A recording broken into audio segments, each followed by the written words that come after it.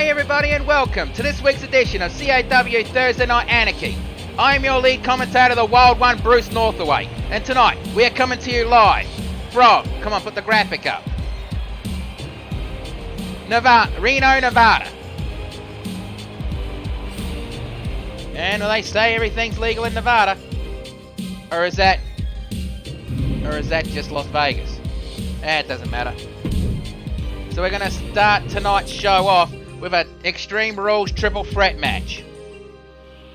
And in this match we have, well, representing the NWOW and the GCW, Katie J. Irwing, the hacker of the Punk Rage Sisters, the new Mad Kabuki Cutie Zawako, and the leader of the PWO, Starlight Glimmer.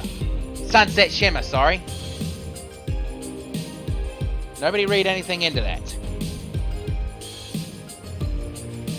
And you might want to tune in to the GCW or NWOW show this week because they are going to be doing their draft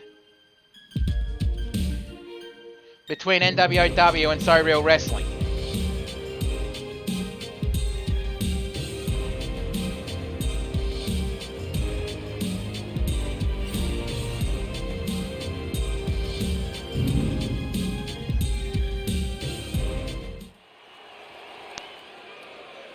Ladies and gentlemen, your opening contest is scheduled for one fall. Introducing first, from Kyoto, Japan, she is the new Mad Kabuki Cutie Zawako. I do gotta say that her father was one of the toughest challenges I ever had in my wrestling career. Long retired now. Good rival, better friend. And Cutie Zawako, I'm going to assume, is going to hit just as hard as her father did.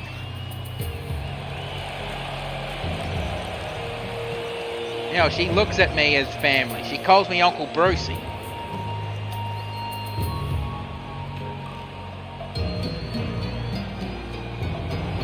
And she has definitely adapted to her father's style and her old gimmick, which was gifted to her by Senshi after he retired.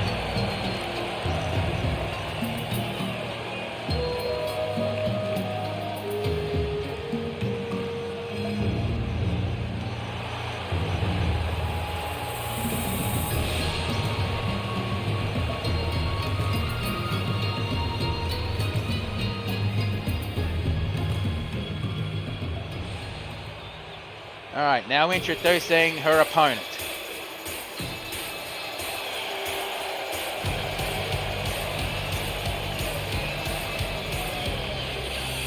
She is from Equestria, representing the NWOW and the GCW, I'm assuming that's the letters for it. Representing the Punk Rage Sisters, this is Katie J. Irwing.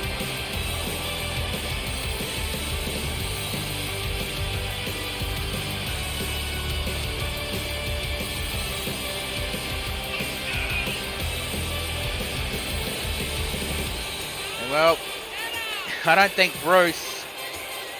Shit. Bruce, you better not have been drinking already. No, I have not been, Ranger. Shut up and leave me be. I don't think she would even attempt to hack the CAW servers because, well, Ranger really does not look kindly to that. And considering he's a changeling, he can change into anything he wants. Nobody would want to mess with him, and don't you forget that.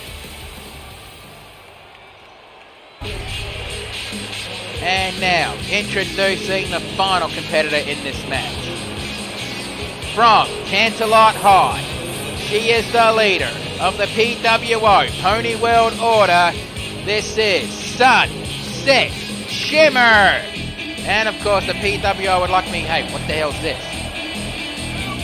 Hang on, the PWO is paid for a graphic, means I don't have to say it anymore? Well then. Interesting.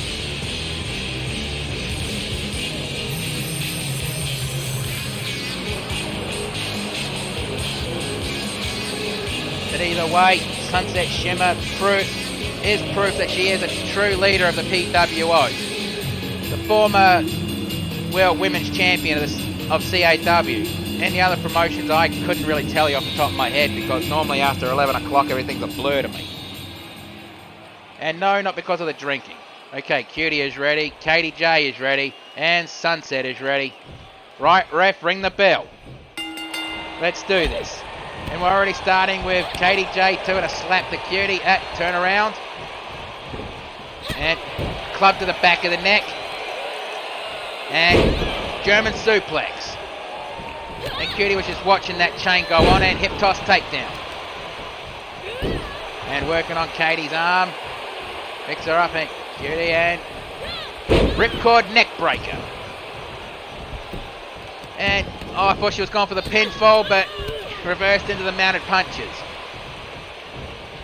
And close on attempt, but Cutie blocked it. Club to the ribs, and over the top rope. Kick to the back of the knee, slap to the chest, punch to the chest, and super kick. Bloody hell, that can be too fast to call sometimes. And springboard tornado DDT.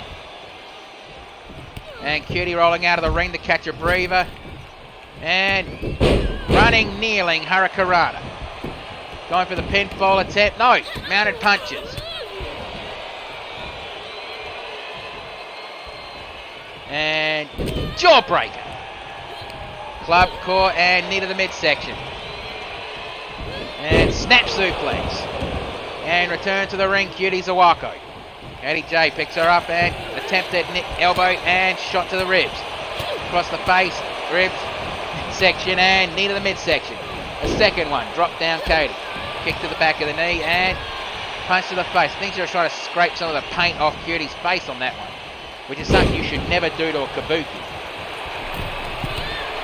Trust me on that one, I've still got the scars to show for it. Tornado power bomb. Or spin out power bomb, if you will. And did she just defy gravity just then? And a spin out, sit out power bomb. I'm saying that 5 times fast. That was not a challenge. And what's with the fish emoji? I don't get it. And forgot the name of that for a second. No, I have not been drinking, Ranger. Stop looking at me like that. Float over DDT, that was the name of it. And Cutie going for the pinfall, but quickly broken up by Sunset. If you're trying to antagonise Frenzy, she's not here tonight. Dragon screw leg whip. Club to the, and kick caught. Dragon screw leg whip. And surprise roll up. One. Not even a 1 count. I know I joke about it, but honestly, that is the most lethal move in wrestling. And rising knee, clothesline. And Katie J picked up a bat. That must be one of Texan's emergency baseball bats that he keeps all over the place in case of baseball bat emergency. And Northern Light suplex on the bridge. 1, kick out. Kick caught and kick to the back of the knee. And shot to the ribs. Irish whip to the turnbuckle. And now looks like Sunset's going to grab a toy out from the bottom of the ring. She grabs a steel chair. And the knee shots and turns around. Elbow strike. Jawbreaker. And down goes Sunset. And Cutie is just stalking and kneeling. DDT. Float over. Attempt, but no, Katie J reversed it.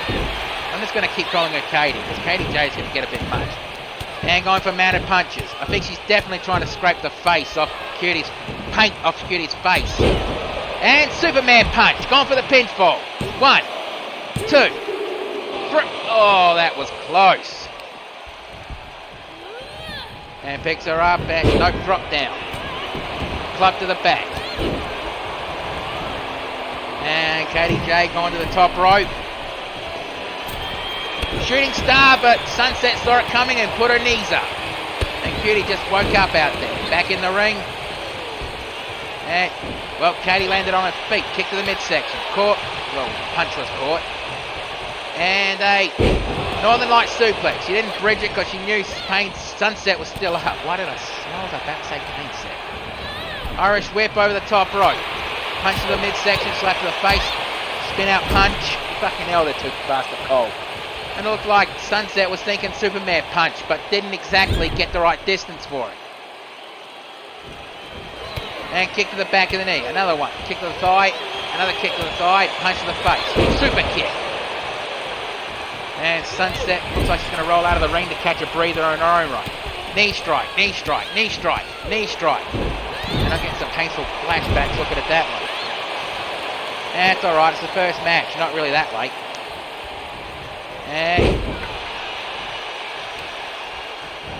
And rising knee to the side of the face. And field goal kick. Or in her case, soccer kick, but I'm not going to say bloody football. To me, it's soccer. The only true football is Aussie rules football. 1, 2, kick out. And fish drop. And Katie, I know you're trying to warm up and get the crowd behind you, but the triple threat match, it's not a good idea. And a German suplex kip up. Leg drop. And I think Cutie was just screaming, come on. And Superman punch, but that time she overshot it. A second overshoot. Come on, Sunset. You get focused. And another Superman punch, but that time Cutie ducked it. And chop block. And Cutie Sawako going to the turnbuckles. And Sunset drops down to one knee. And, oh, I know this feeling. Oh, that kick of the temple. God, that really is a painful flashback, that one. 1, 2. And, well, kick out. And Katie J blocking it at the same time. And again, not a good idea in this type of match, Katie. Right into the turnbuckle.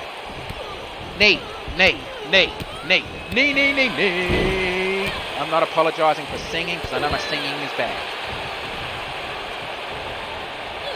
And kick to the midsection. And fisherman suplex. Katie J picks up the steel chair and shoves it into the corner. In these in CAW triple threat matches, there are no DQs and there are no countouts. So pretty much you can do whatever the hell you want in these types of matches. Just decisions have to be in the ring. And Sunset, don't show off like that. Superman punch, and again she overshoots. Irish whip to the turnbuckle. And Halula kick. Going for the pinfall. 1, 2. Oh, that was close. And Katie picks up Sunset and a spin out powerbomb. She didn't even hook it for the pinfall. She could have got the victory with that. And capture, T-bone suplex. And Katie is thinking top rope, and Cutie Sawako just rolls in.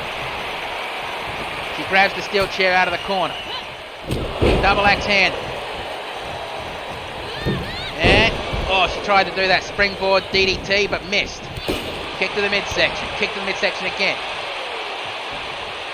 And Cutie reverses into a reverse DDT, only just missing that chair. And now she's going back to that stance that I have looked down so many times with her father. And temple kick.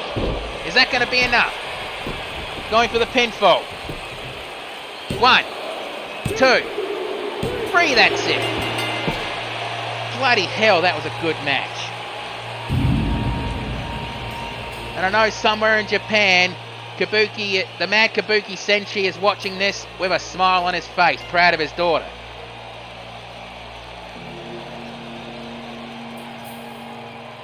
And there was that first one, but, well, Sunset saw that one coming.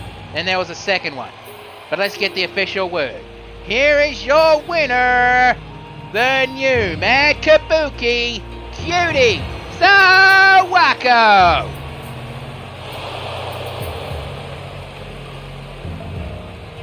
She's definitely going to make a name for herself in the wrestling industry. I can see that one coming. And that's probably me just showing a bit of bias because, well, she's like family to me as well. But let's get to the next match. Which, hang on, I can't read this. Ranger, did Jazz intern for you again? Yeah, she did. Well, the little deer's trying. But from what I can gather, the next match is an 8-man over-the-top rope battle royal.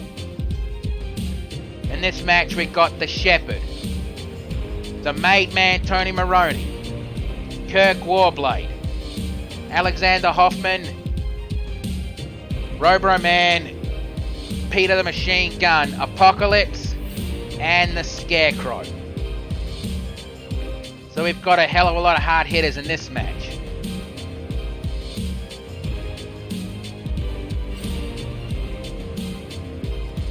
And honestly, not surprised with the hard hitters. I mean, I've been in the ring with Tony Maroney, though that was the night that I cashed in money breaking the bank on him. He already had a hard match against D71092, so I thought, fuck it, why not? And I won it that night. But either way, let's get this going. The following is an 8-man over-the-top rope battle royal. The rules are simple. All 8 men will start off in the ring at the same time. Eliminations occur when you are thrown over the top rope and both feet hit the floor. The last superstar remaining will be the winner. Introducing first, from Berlin, Germany, he is the Messiah of the Powerbomb. This is Alexander Hoffman.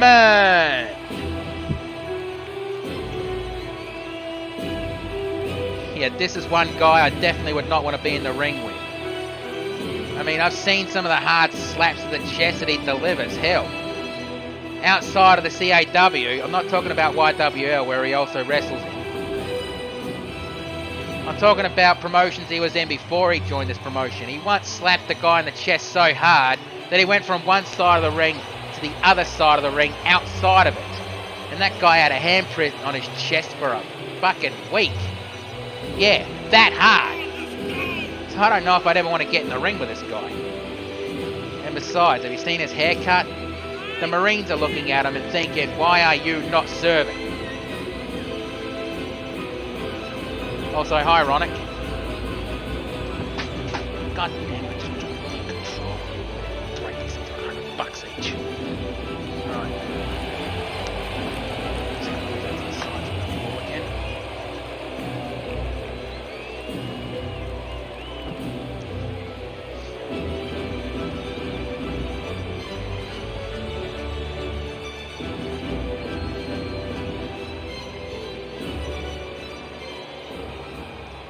And now introducing the next competitor in this match.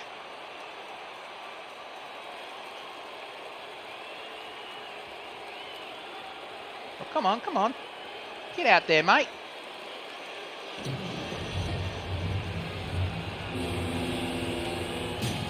He is from another time. The prototype Terminator, Robro Man. And Robro Man representing the XPWL. And if you do want to watch more of the XPWL, I'm going to put a link in the chat window next to it. Go check him out over on his Twitch. But if you do miss him live, he does re-upload on his YouTube channel, like I do after the show. But Robro Man is a former, champion everywhere he goes. Tag team champion, super heavyweight champion. I'm pretty sure he once held the world heavyweight title in XPWL. Don't quote me on that one. He has yet to hold a title in CAW. And I think he has his eye on the super heavyweight title. But that championship match has been set in stone for Rhyme City Rumble. Partly. For those of you who didn't get the announcements, the Ring Breaker Sledgehammer, who is not here with me this time, Lila Fausto is, and she's not talking either. In fact, I haven't seen her move a muscle. But Ring Breaker Sledgehammer is cashing in his rematch against Luke Hazard tonight for the CAW Super Heavyweight title. The winner of that match will go on to Rhyme City Rumble to challenge Oblivion.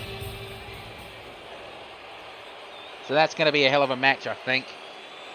Alright, now introducing the third competitor in this match.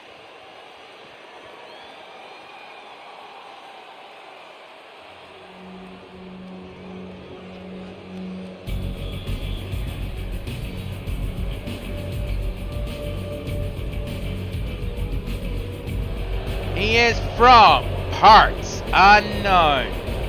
This is Kirk Warblade!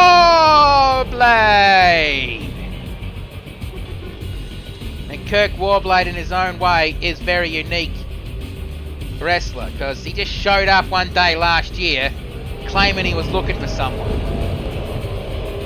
And Ranger offered him a contract to help him look for that one person. He still hasn't found him yet. Still don't know who he's looking for, because he's not saying anything. He just wants to find them himself. I mean, for all I know, it could be, you know, a worldwide battle royal of 13 people and there can only be one. I mean, who knows? Who cares? None of my business.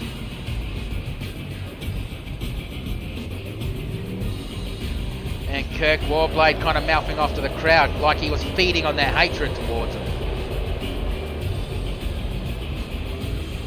That smug, arrogant bastard. What can you say?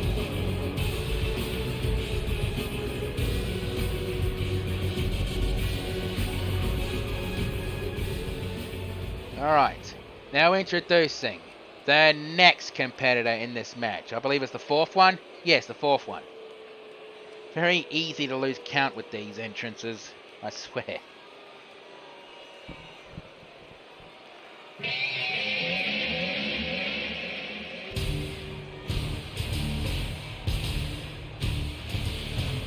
Yeah, I know a lot of people use that music, so you're just going to have to bear with me a little bit. Yeah, from Edmond, Oklahoma, this is Peter the Machine Gunn. Peter Gunn, the MMA expert. He is a former tag team champion in YWO and CAW. He barely gets along with his tag team partner. But then in my experience, strange bedfellows could usually make the best tag teams. I mean, hell's bells. Me and Senshi never got along when we first started in our careers, and we ended up getting really close in tag team matches, so it happens. And Peter Gunn, he did compete in the Super Heavyweight Clash. Got eliminated in the first round to a guest star from the XPWL. It was Smalley Biggs, I believe it was, yeah. Yeah, that guy definitely put the word super in Super Heavyweight, I'm telling you this. Surprised Ranger never offered him a contract. He never asked for a contract, he just wanted to compete in that show. Alright, Ranger.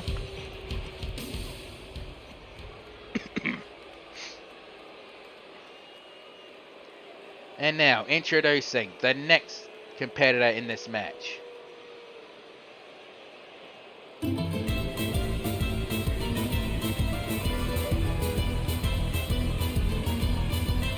He is from Italy.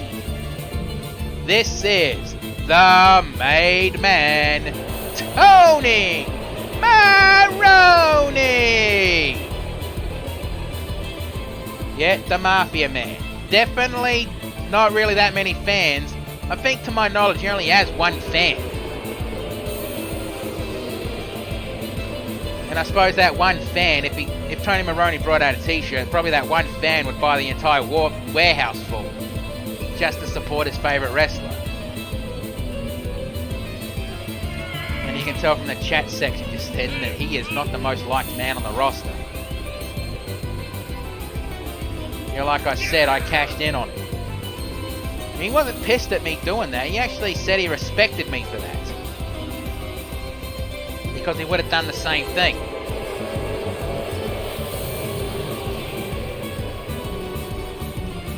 And I know a lot of us are probably going to be hoping he gets tossed over the top rope first. You can considering the hard hitters in this match. You never know what's going to happen in these battle royal situations.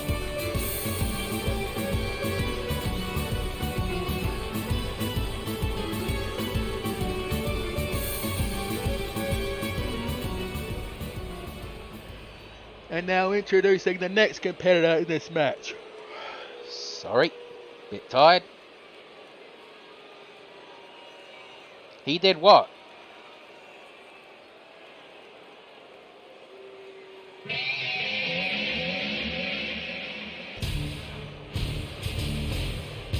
And introducing the next competitor.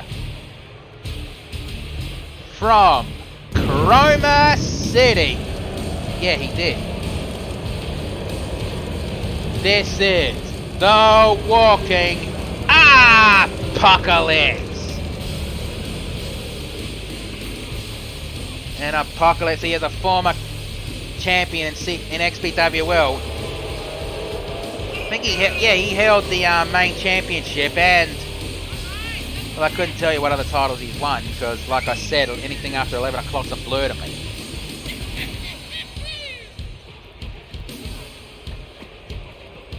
One of the 4 Chroma City guys that CAW has.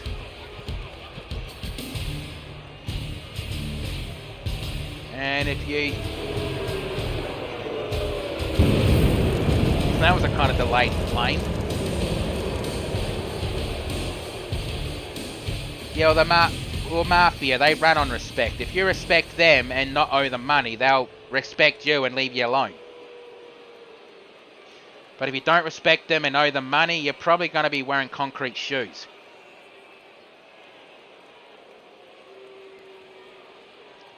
And now introducing the next competitor in this match.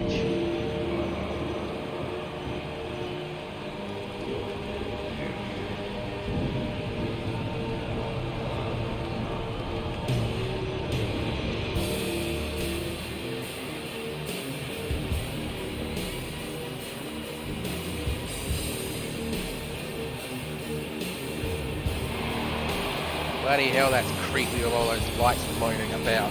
I know those are probably cell phone lights, but still. From Darkside, representing the XPWL and the Flock, this is one of the co-leaders of the Flock.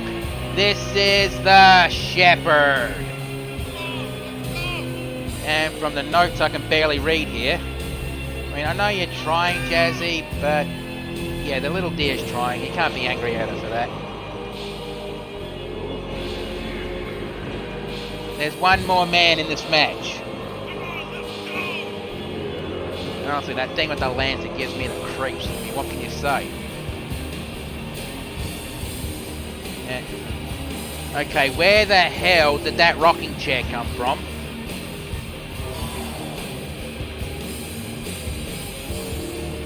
Seriously, where the hell did it come from? I didn't see any bloody gophers or ring crew run that out there. Where the hell did it come from? I want answers, damn it!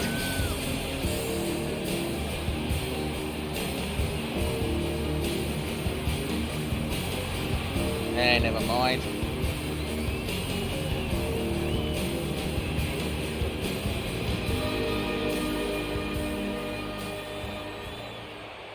And now introducing who I believe is the final competitor in this match.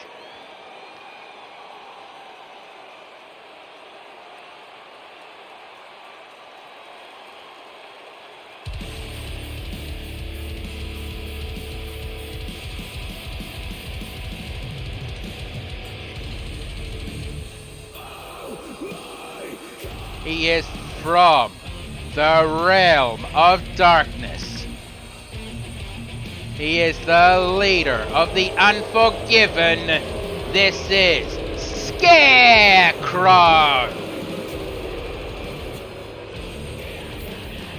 And Scarecrow's definitely the kind of guy you would not want to meet in a bloody dark alley. He is really as that intimidating as he looks.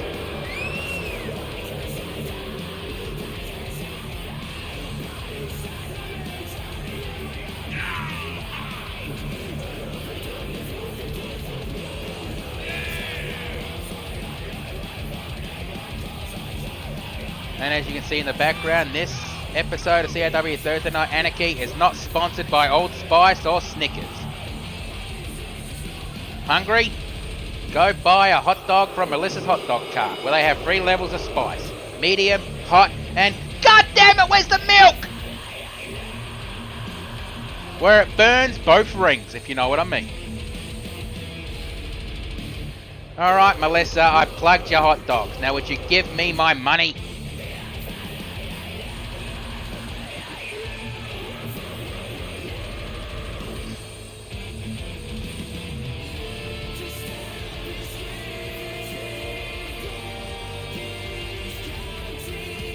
And bloody hell, Scarecrow looks like he's absolutely ready for a fight.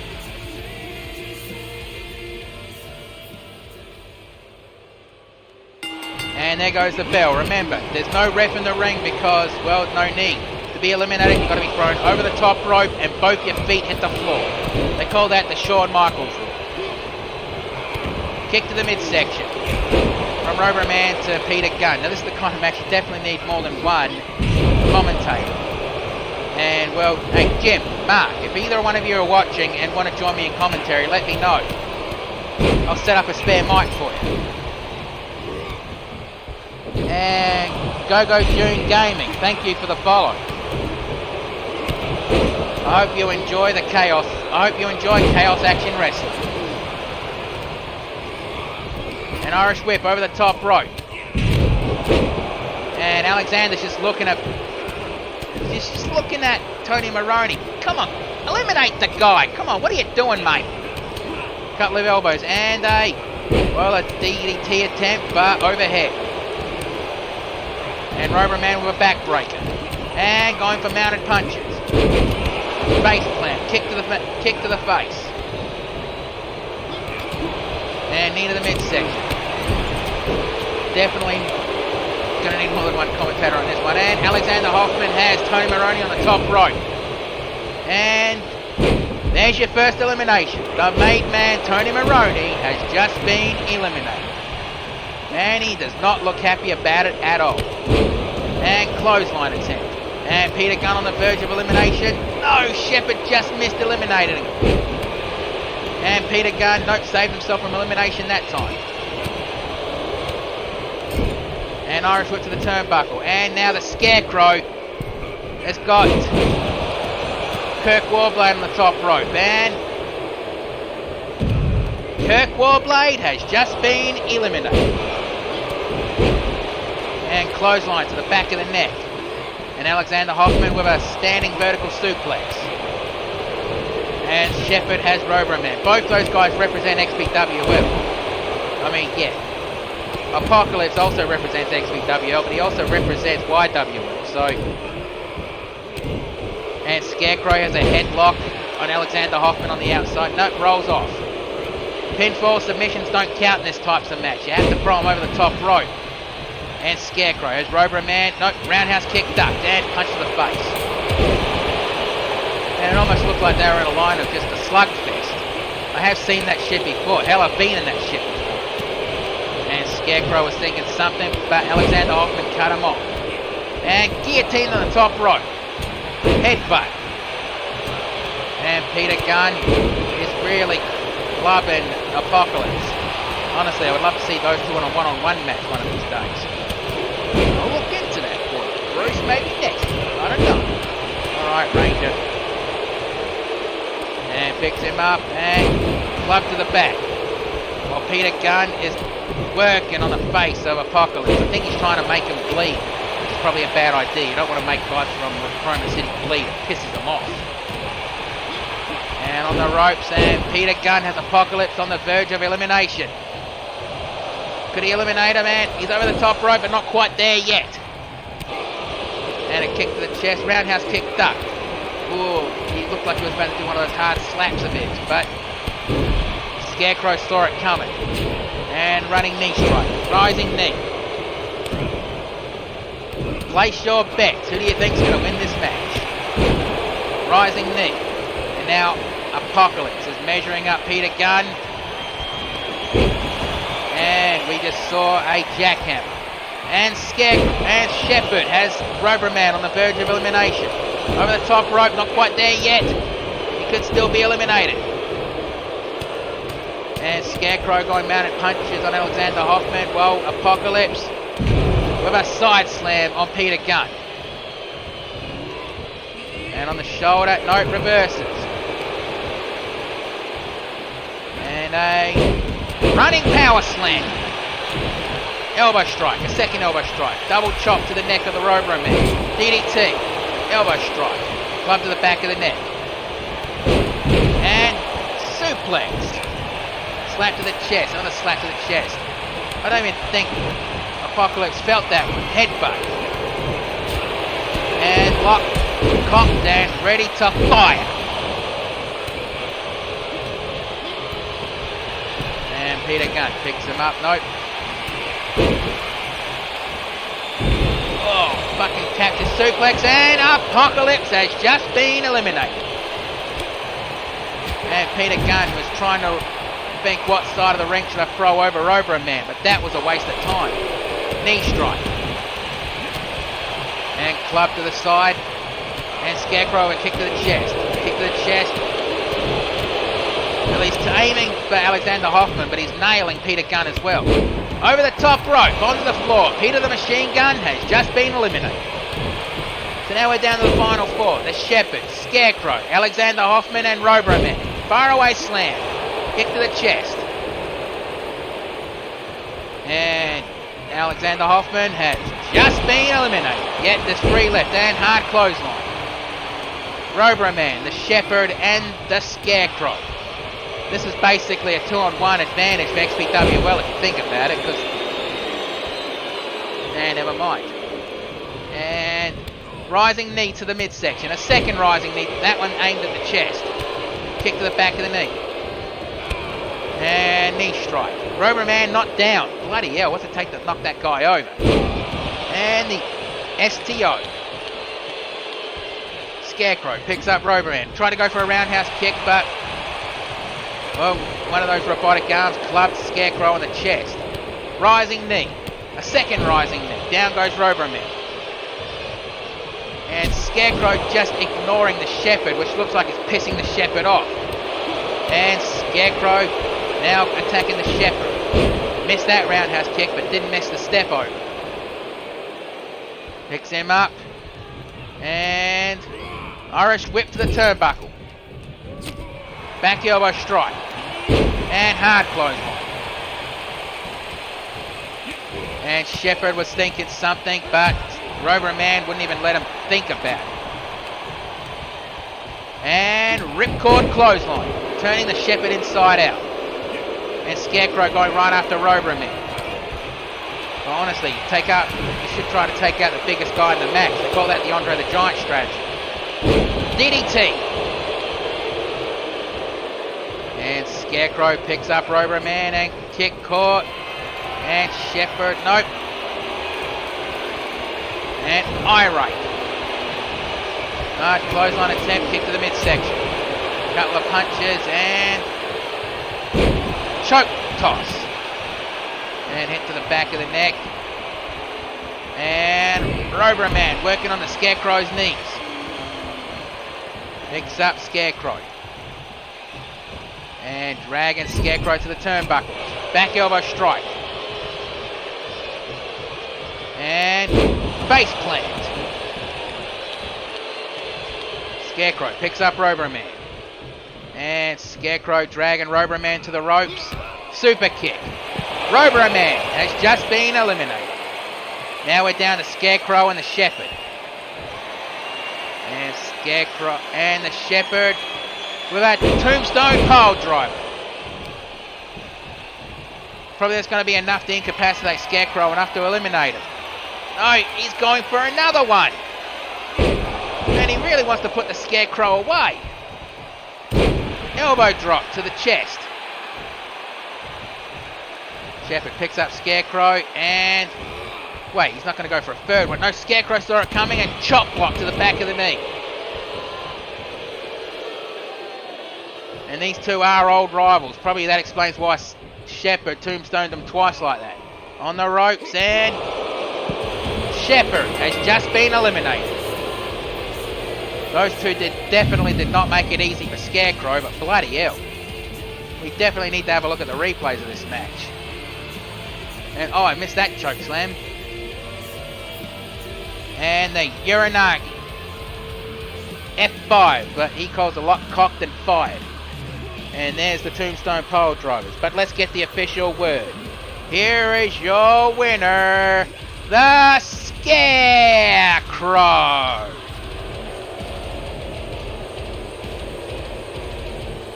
And now Scarecrow will go back to the Realm of Darkness and recharge from that match. Bloody hell, that was brutal. Need to throw this up because, you know, universe mode kind of spoils the who's in the match. So continue on.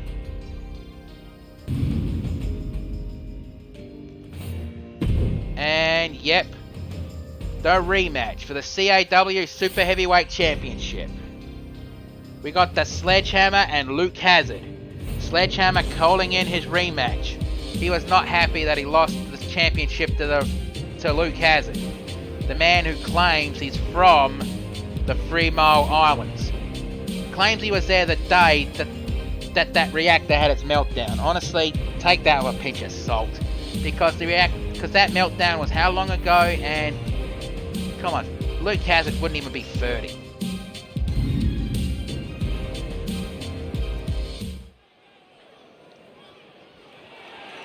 Ladies and gentlemen, can I have your attention please? The following contest is scheduled for one fall, and it is for the CAW Super Heavyweight Championship. Introducing first. And here comes the challenger. And I bet he hates hearing that word, honestly, because he is the first CAW Super Heavyweight Champion, winning the Super Heavyweight Clash. And if you're looking at Sledgehammer and thinking he looks like he's security, well, that's because he is. Sledgehammer is a member of the CAW security team. And that nightstick he's wielding is actually made of a very rare and a very special polymorphic titanium alloy, which has been blessed in the magic of order and chaos. Supposedly, any man but himself who touches that will feel a painful shock. And well, I actually asked Sledgehammer once if I could hold it to see if those rumours are true, and fuck me sideways, it's true. I thought being slammed on broken glass was fucking painful. And now, introducing his opponent.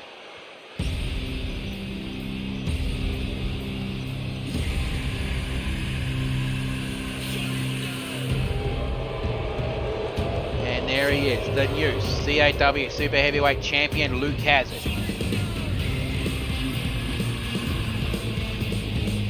Now, either Luke Hazard or Sledgehammer is going to be fighting Oblivion at the upcoming CAW event, the Rhyme City Rumble. A few matches have already been set in stone, and more announcements will be made over the weeks. And when these two battled at CAW Men's Night, that was an absolute war.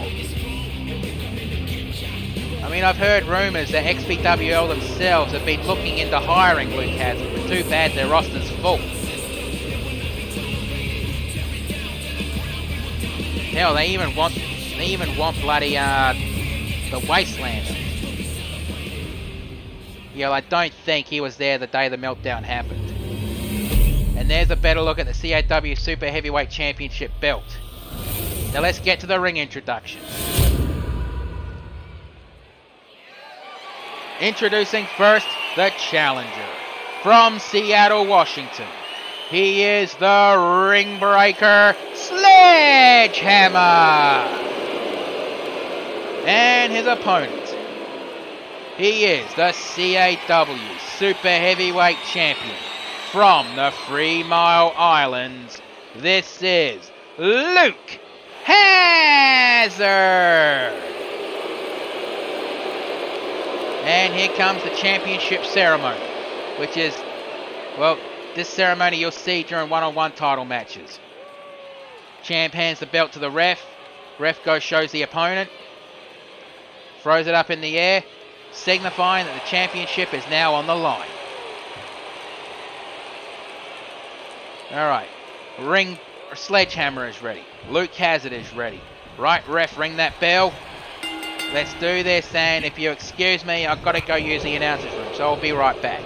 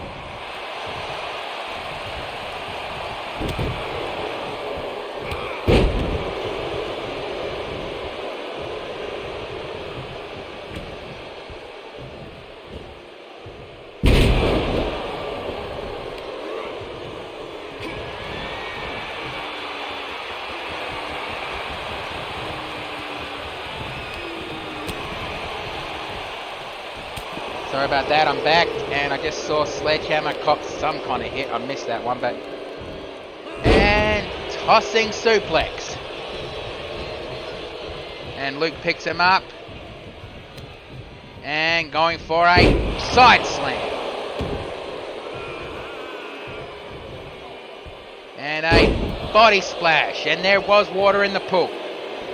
And went for it a second time. And a stomp on the arm.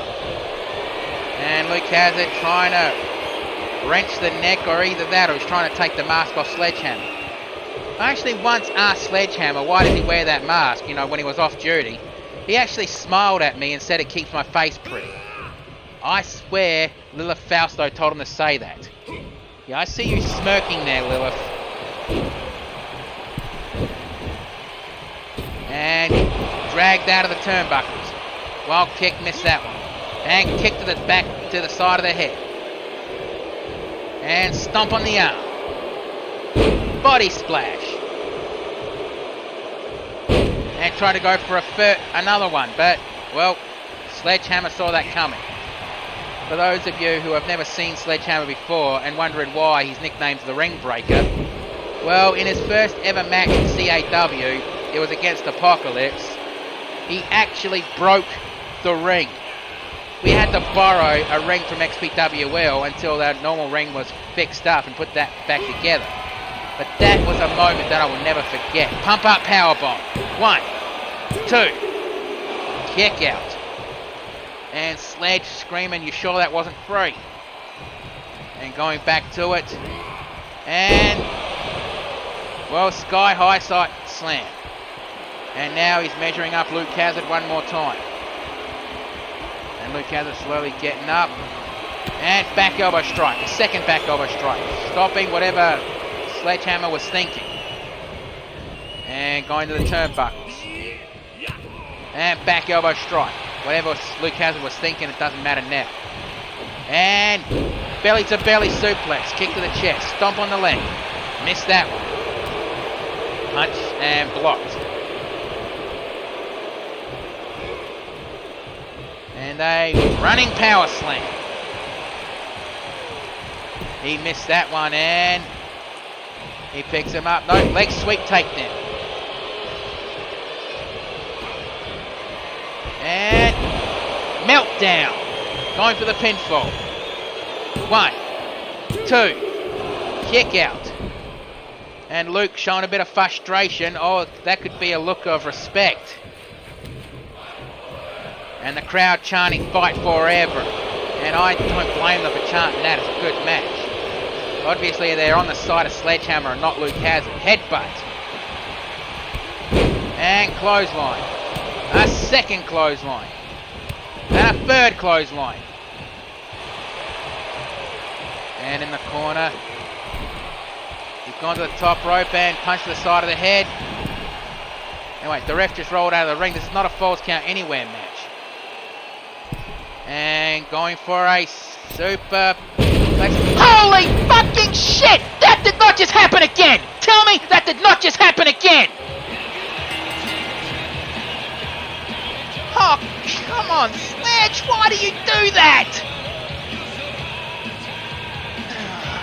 Well, this match is now just being declared a no contest. They're going to have another rematch later on, but... Christ almighty, really? Ring crew, go! Fix the ring quick! And the ring crew is actually running down to the ringside area to try to fix the ring as best they can.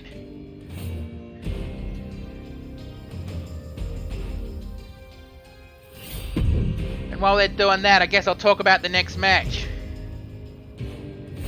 The next match is, well, a 4-team elimination match. If one teammate gets eliminated, your tag team partner can stay down there and try to win the match. Basically, the winner of this match are going to challenge the band, that's Ivory Shadow, The Changeling, and Rocking Strings, for the CAW Women's Tag Team Championship at Rhyme City Rumble. And you're head of the ring crew. You done down there? Okay, he just did that motion. They're not done yet. Bloody hell, the kind of damage that Sledgehammer can do. So I guess you now see why we've nicknamed him the Ring Breaker.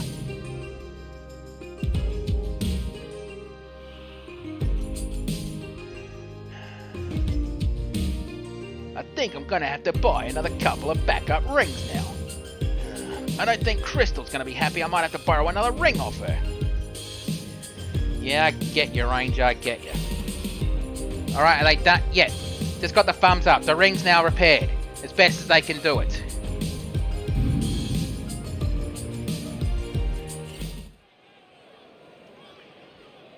The following contest is a 4-team elimination match, scheduled for one fall. And the winners will go on. Not for one fall, it's an elimination match. Why'd I say one fall? Oh, bloody hell. The bloody drink. You tell me you're joking, right, Bruce? Because I did warn you and Betty that there's no alcohol consumed on my shows. No, I'm not talking about alcohol. I'm kind of on a sugar rush with Pepsi Max. Alright, makes sense. Well, the winner of this tag team match, I thought we got rid of all those. Well, introducing first, they are from the other side of darkness, now walks within the light, respect, and from Mexico respectively. Kind of half expecting here, yeah, Mexico. Well, artificial sugar it has. They are Luna Loca and Neko Dark, the Dark Zodiac.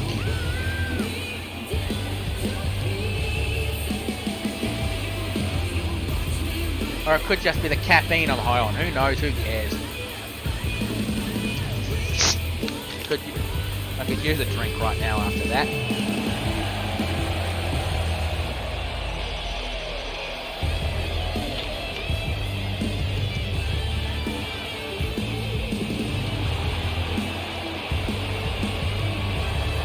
And these two are the former NWOW Women's Tag... Well, it's a company of women's. I can't really say Women's Tag Team Champions with that one, can I? They are the former NWOW Tag Team Champions.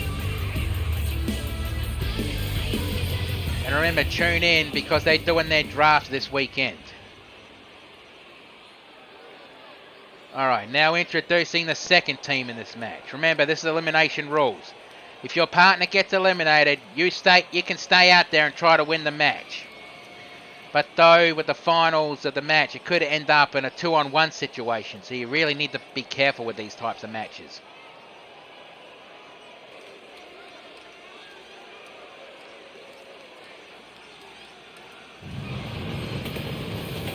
And now, introducing the next competitors in this match.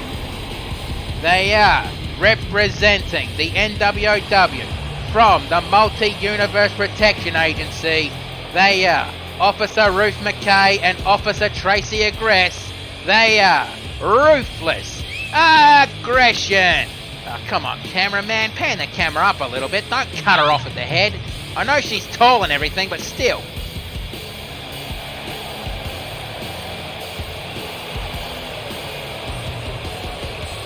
And if I was a member of one of the other 3 teams, I would organise to actually try to eliminate Ruth McKay early. She's one hell of a monster. But though, to calm her down, you just need jazz notes and a couple of spoons and it'll calm her down. I see you smiling, Jazz. Come on. Hey, why is she here? I thought she was in the playroom. Oh yeah, come on, Jazz. I've got to take you back to the playroom.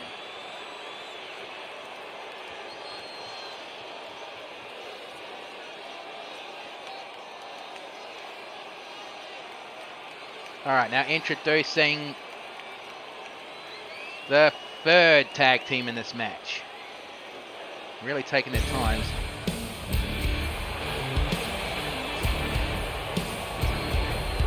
They are from Stable 2 and Stable 99 in the Equestrian Wasteland respectively. They are the Lightbringer Little Pip, the Security Mare Blackjack, the Wasteland Heroines! And these 2 are the former tag team champions. I mean, they want to get the tag team titles back, but they never signed the rematch clause, so they have to earn their way back into it. Now, don't let Little Pip's size underestimate you. She's small, but she's strong. Hell, if you haven't read the Fallout Equestria story, do it. It's a good story, and you'll understand why Little Pip is looked at as very strong. And Blackjack, well, she flirts with anything with a heartbeat. If you want to know more about her, read the Fallout Equestria Project Horizon story.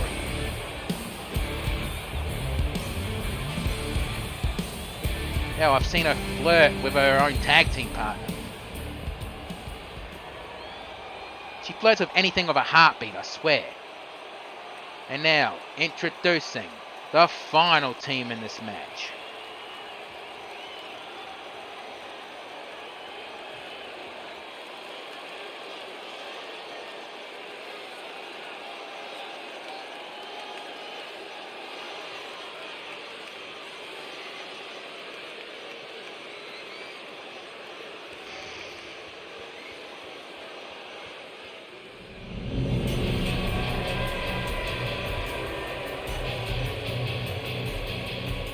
They are from your deepest fears and the realm of darkness respectively.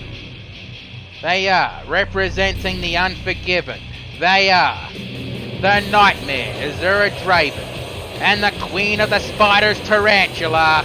They are the Army of Fear. And honestly, if you've never seen these 2 before, well, they're creepy as all hell.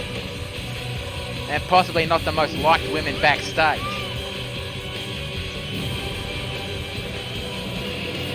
I mean, Tarantula, I've seen her actually with a pet tarantula, I kid you not, patting it and talking to it like it was a dog or a cat or something. Ugh. And if you've seen the kind of spiders we have in my country, you'd fear the little fucking 8-legged freaks too.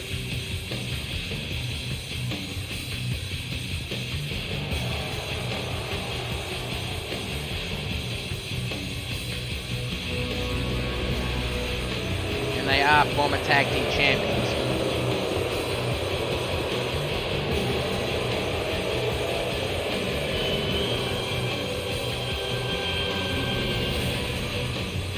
Did I really just see Tarantula just shove Draven like that? And that's probably a way to psych themselves up, but still, ugh, that's creepy as hell the way these Ravens are staring off like that.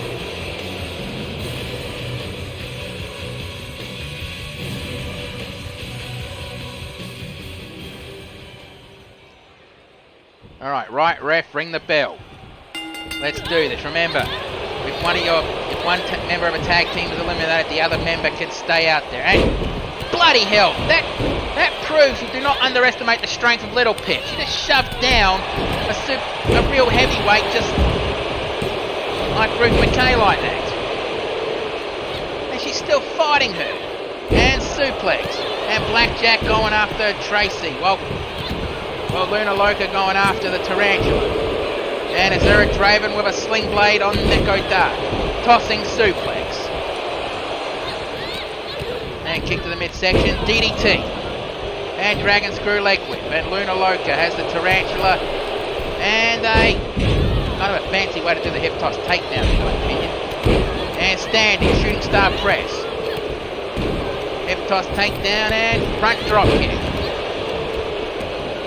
Overhead punch and side slam.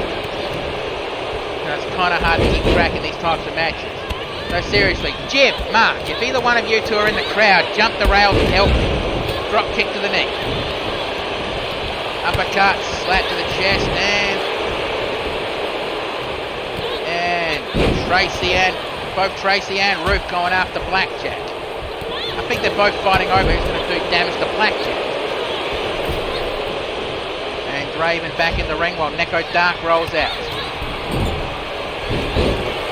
But not for long. Little Pip with a leg bloody hold on Neko, and she kicks her off. Man, deliberately used the point of a heel on that.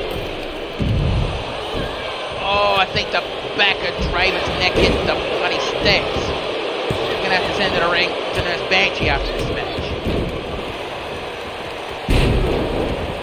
Tracy was thinking something, but nope. Leg drop on the arm. And side Russian leg sweep. And trying to go for a sit-on bomb, but Luna Loca rose her knees up. And now looks like Ruthless Aggression are fighting over who's going to take out Luna Loca. And we have a modified Texas Cloverleaf on Blackjack. Blackjack quickly rolled out of it and shoved her off. Ref waved it off. Knee strike. DDT. And Tracy picks up Luna Loca. Yeah, they're both fighting over who's going to take out Luna Loca. And that's a very unique submission hold on from Neko Dark on the Zurich Draven like that. But this is not falls count anywhere. The pinfall and submissions have to be in the ring. A gorilla press slam. And Tracy Aggress over the top rope onto the floor. That means one member of each team is in the ring and one member is out of the ring. Okay, I take that back. Blackjack just slid under the ring, and what the hell was that? Well, either way, 1, 2. Oh, that was close. Luna Loca still in the ring.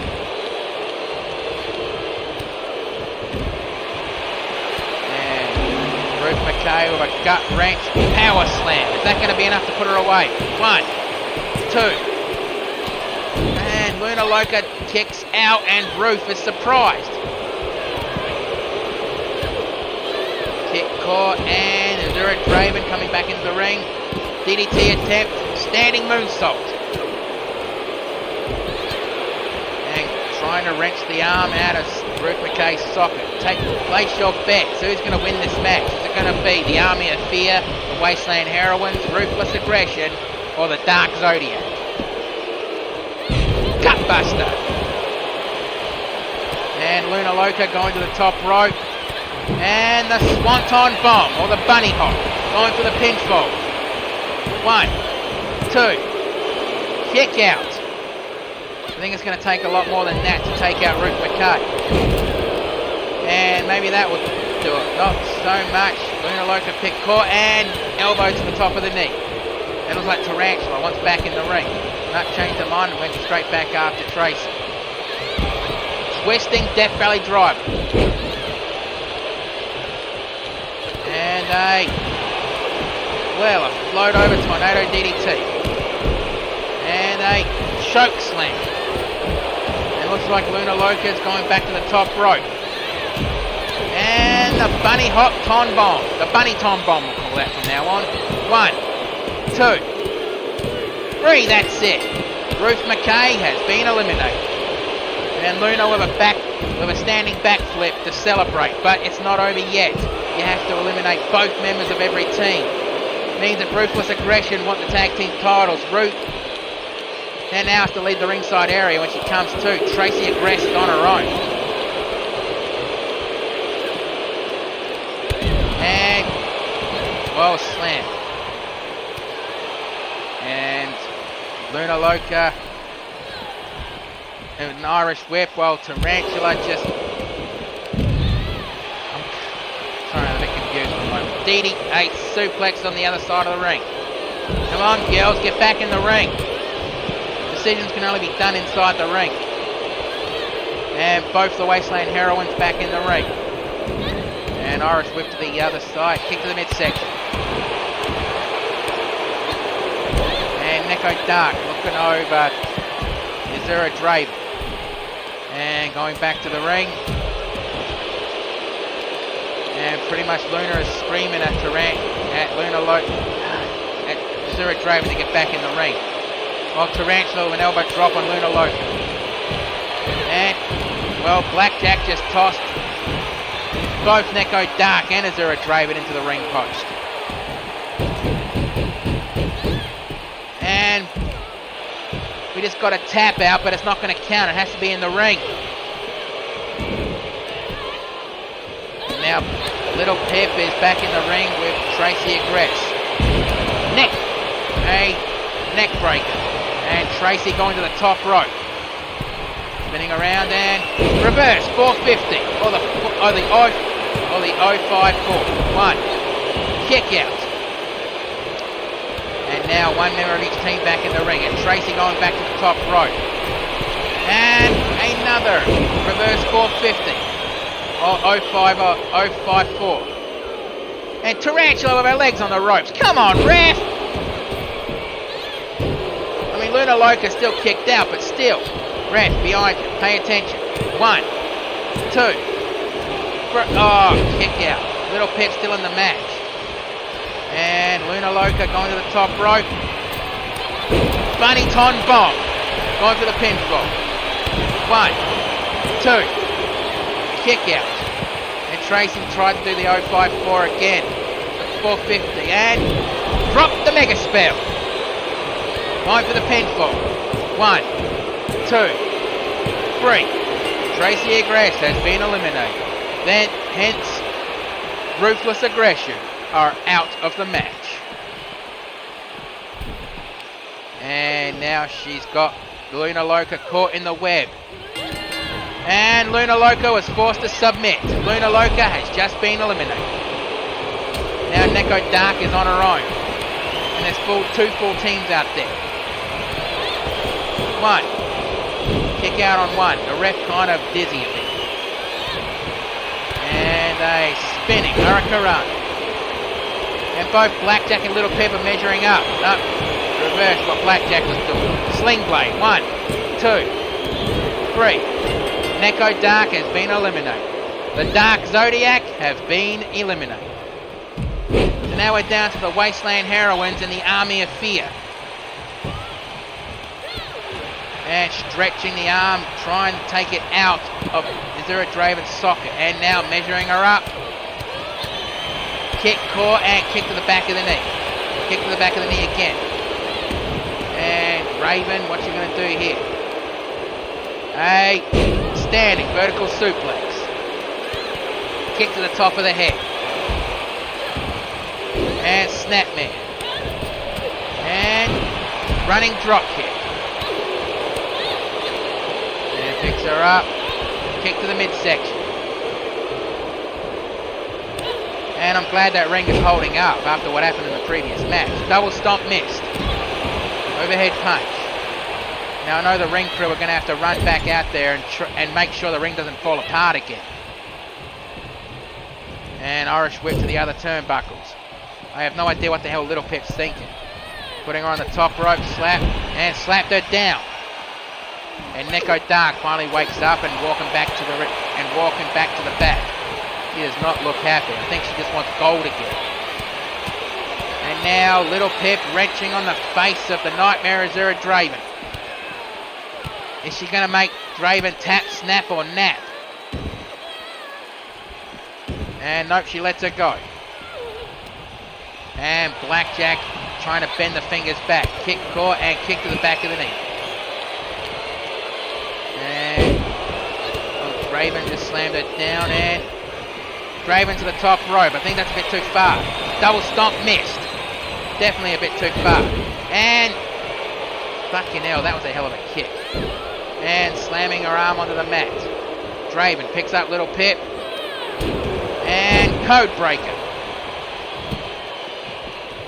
Draven picks up Little Pip one more time and elbow strike.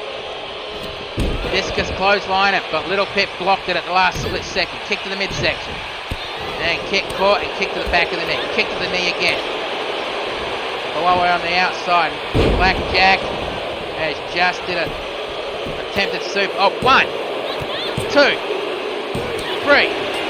Little Pip has just been eliminated. Oh, bloody hell, that's not good for Blackjack. She's now on her own against both members of the Army of Fear. Kick to the midsection. And remember, they have to go back. Oh, German suplex on the hard concrete. And the curb stomp. Then you can pretty much chalk this up to Blackjack's going to be done. There's no way she's going to be able to handle this kind of abuse for too long. And Tarantula just wrenching back on the neck. Tap outs don't count out there. It has to be in the ring. Drop kick.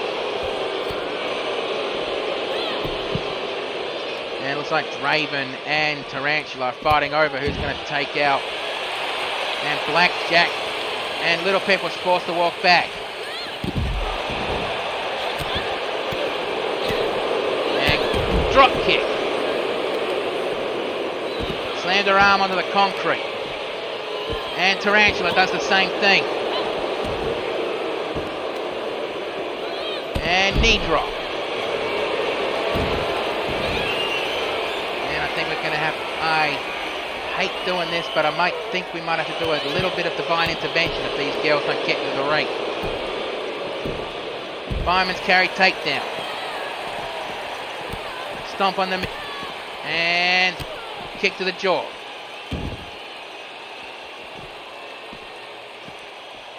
And Blackjack wrenching back on the fingers of Tarantula. Well, Azura Draven's just watching. And kick to the back of the kick to the back. Draven picks her up.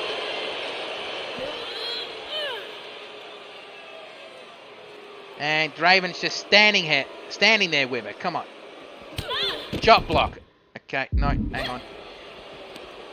Yeah, probably now would not have been a good time for that. Picks her up and European uppercut. Snap jab. Overhead punch. And Tarantula back in the ring while Blackjack is attempting to do the crucifix bomb, but Draven reversed it. And neck breaker. Elbow drop. And a knee to the jaw. And if you believe the Fallout Equestria Project Horizon storyline, Blackjack is actually the direct descendant of Twilight Sparkle herself. While Little Pip is kind of a descendant, not direct, but a descendant of Applejack.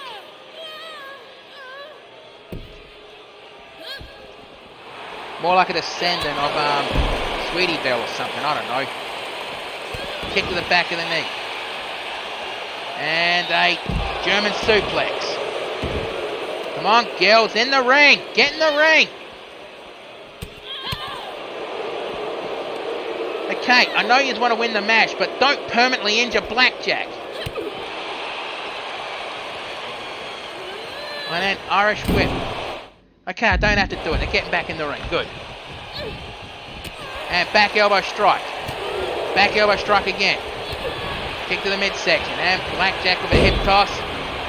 Cartwheel and knee strike. Going for the pinfall. But Tarantula was there to break it up. Ducked and spinning Hurricanrana. Going for the pinfall. 1, 2. Kick out. Okay, in this case I think it would be better for Blackjack to just take the pinfall. Live to fight another day. But I know her bloody spirit won't allow that to happen. And looks like Tarantula and Draven are fighting over who's going to put Blackjack away. And now it looks like Tarantula is going to put Blackjack inside the Charlotte's... Not the Charlotte's web, that's another move. Inside the bloody web. Is Blackjack going to submit? And Blackjack had no choice. She submitted. And bloody hell, that was a good showing for Blackjack, but it just wasn't enough. Now we're going to have to take a look at the replays. Now, Ruthless Aggression was the first team to be eliminated.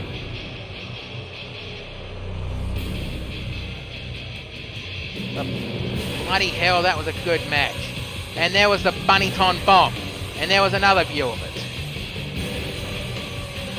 Was that what eliminated 2? And nope, that did not eliminate it. But let's get the official word. Here are your winners and the new #1 contenders of the CAW Women's Tag Team Champions, Azura Draven and Tarantula, the Army of Fear. And now it's time to get ready for the next match.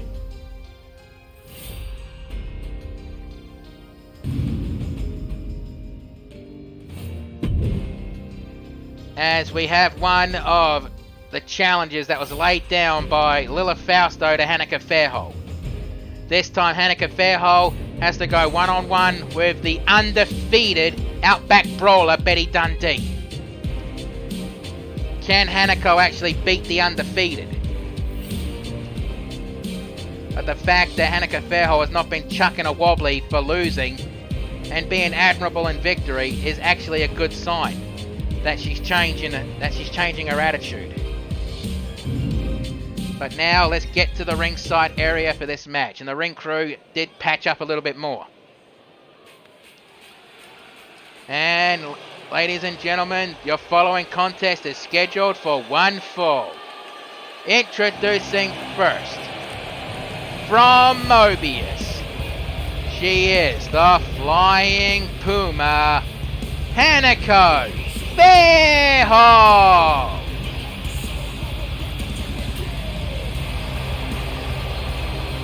And yet Hanneke Fairhole not showing any signs of fear for this match.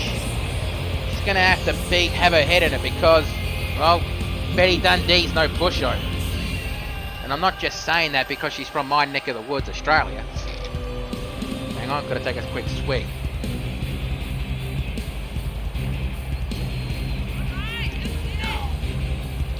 Burp.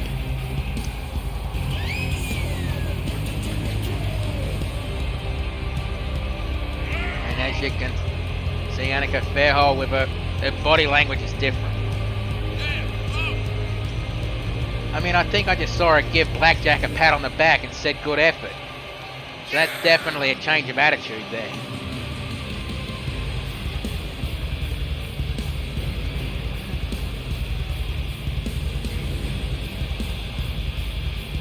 And you can see more of Hanneke Fairhole in XPWL, and I think she's in YWL as well.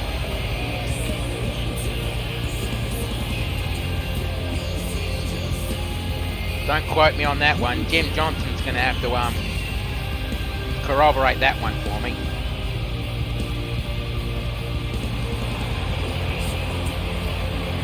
Well, she is in YWL. Okay, catch her in YWL as well. Oh, right. I really should post a link for YWL as well, shouldn't I? I mean, I've posted links for the others. You want to check more YWL? You want to check more YWL? God damn it. Check out Texan Gamer on YouTube when he goes live. And now introducing her opponent. She is from the Australian Outback. This is the Outback Brawler, Betty Dundee! And Betty Dundee is actually a good soul. She's actually a good person to, well, drink with. Not during showtimes, Ranger. Don't give me that look.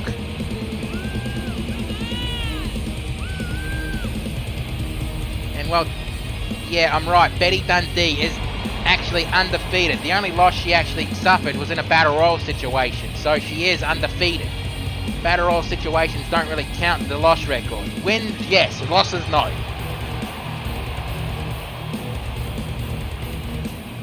I mean, heck, she even went to that, the last NWOW/GCW/So Real Wrestling big event that was held in Japan. Betty Dundee was the winner of that 4-way match.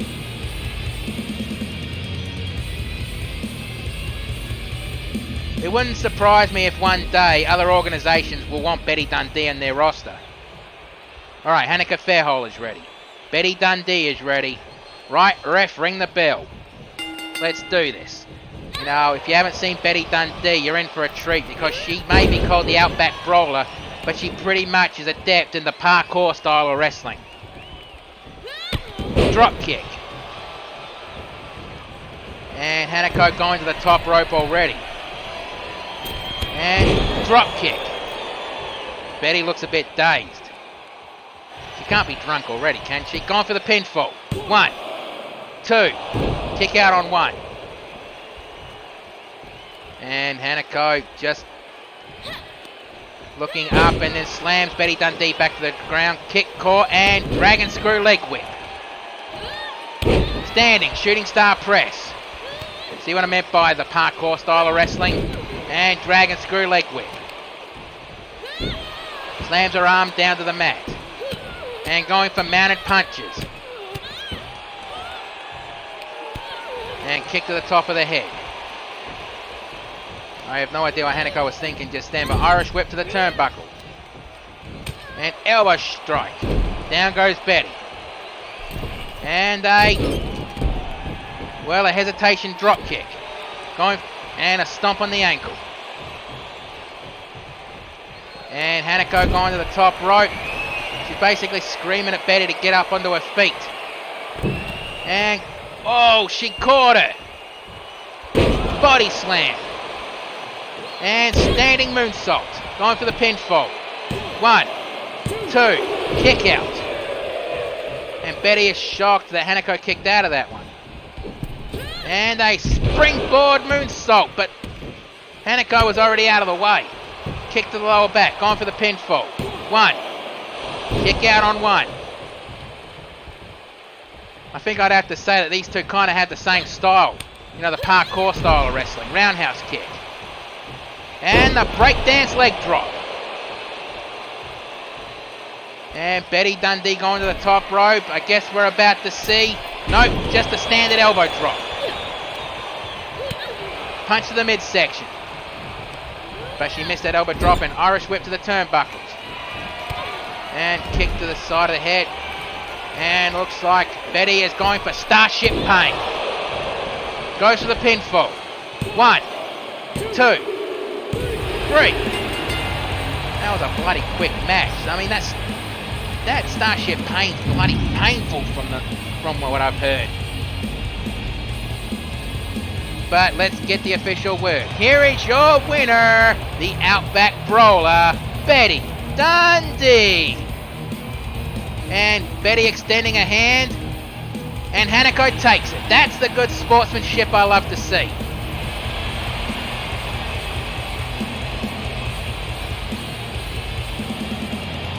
Honestly, I was expecting that match to go a bit longer, but... well, not much you can do with that. Now let's go back. Now let's go to the next contest, which is technically an XPWL sanctioned match, as we have the CAW Intercontinental Champion the Demon Ragdoll going up against the former XPWL Perfect Champion, JC the All-Star.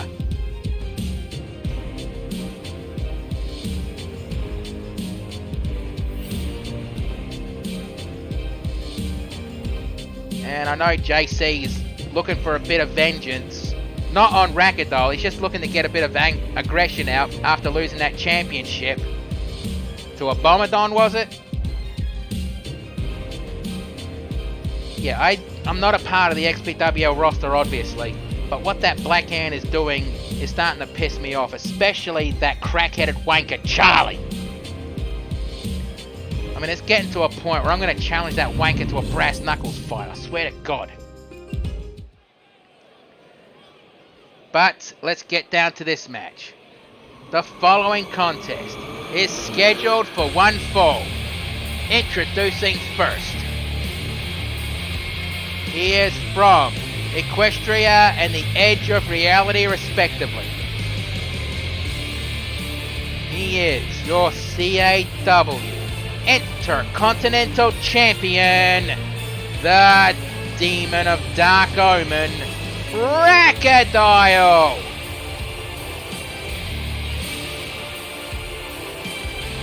And I actually found out that last week when his music just played during the Wastelanders match, he was just trying to play mind games with the Wastelander. Like a way of saying, I beat you, and you're never gonna get this title.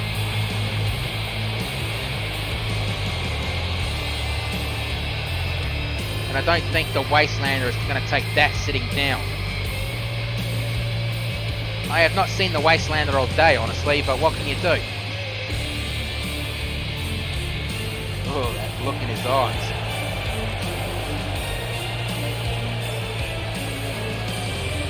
Now, if you haven't seen the Demon Ragdoll, you can tune in to XPWO and YWO and see him in action.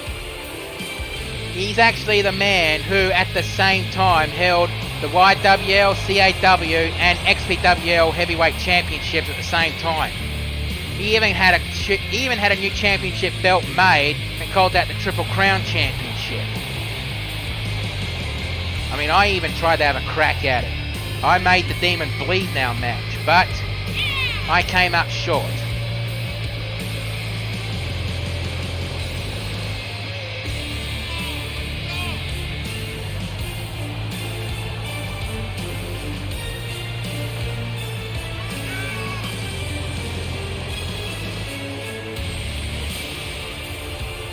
And Rack definitely not showing any kind of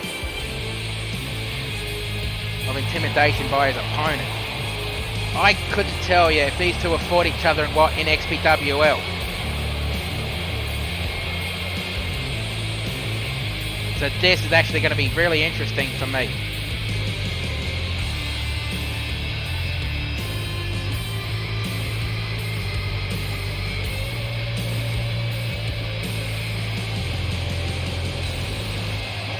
And I do have to say that Ragdoll's entrance is a bit long, mate. I don't know who's the bigger hand, you or Magic Man. I can actually now say that without feeling like a pair of yellow eyes are staring at me. I actually feel like there's another pair of eyes staring. Here's Jesus! Get the fuck out of here, Magic Man. It's the gorilla position. Jesus Christ, you scared 7 shades of shit out of me.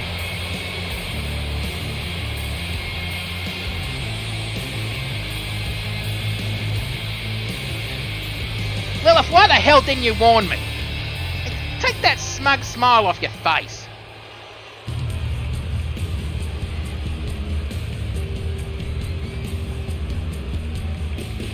And now introducing his opponent.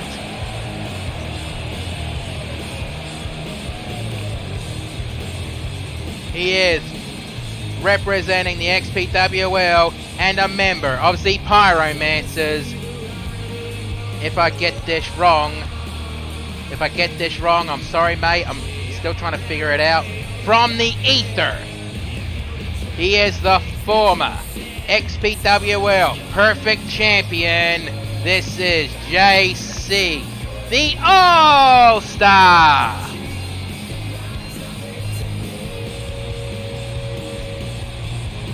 And like I said, JC's probably looking to get some aggressions out after losing that championship to the Black Hand.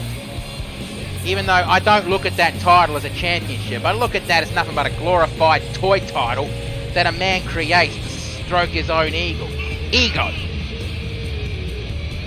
And yes, I know ego is not a dirty word.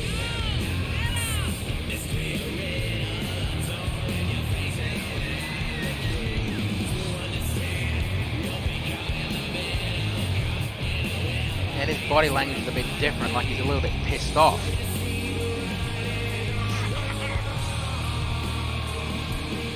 Okay, I don't know who that guy was laughing at him just then, but give that guy his money back and kick him out of the arena.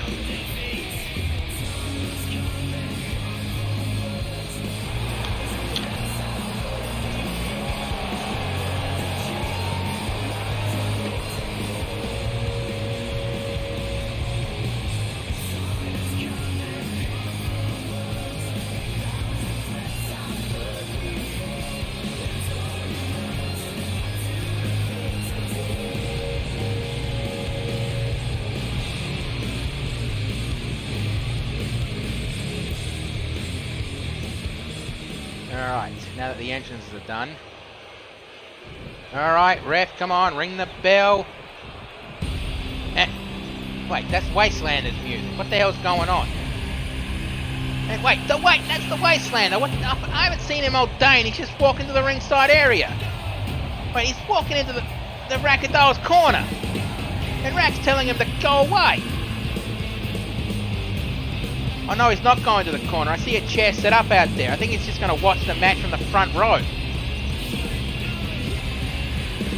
Yeah, he's just going to watch the match from the front row, and Rack does not look happy about this. I think Wasteland is trying to play mind games on the Demon. Alright, ring the bell and let's do this.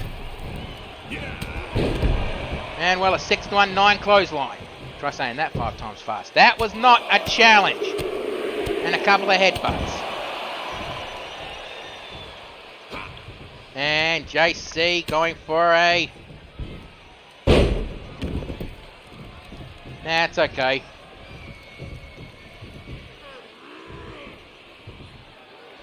And I will address that after this match. And going for a knee stomp. And plants the and knee to the lower back. And a jawbreaker. And running knee strike. And Hurricanrana. Elbow drop. Second elbow drop. And a third elbow drop. Fourth elbow drop. And another elbow drop. And JC going to the top rope. And Phoenix Splash going for the pinfall. 1, 2. Kick out. And JC with a punch to the side of the face, elbow drop, kick to the ribs, roundhouse and step over, kick to the side of the head. And springboard moonsault, going for the pinfall. 1. Kick out on 1.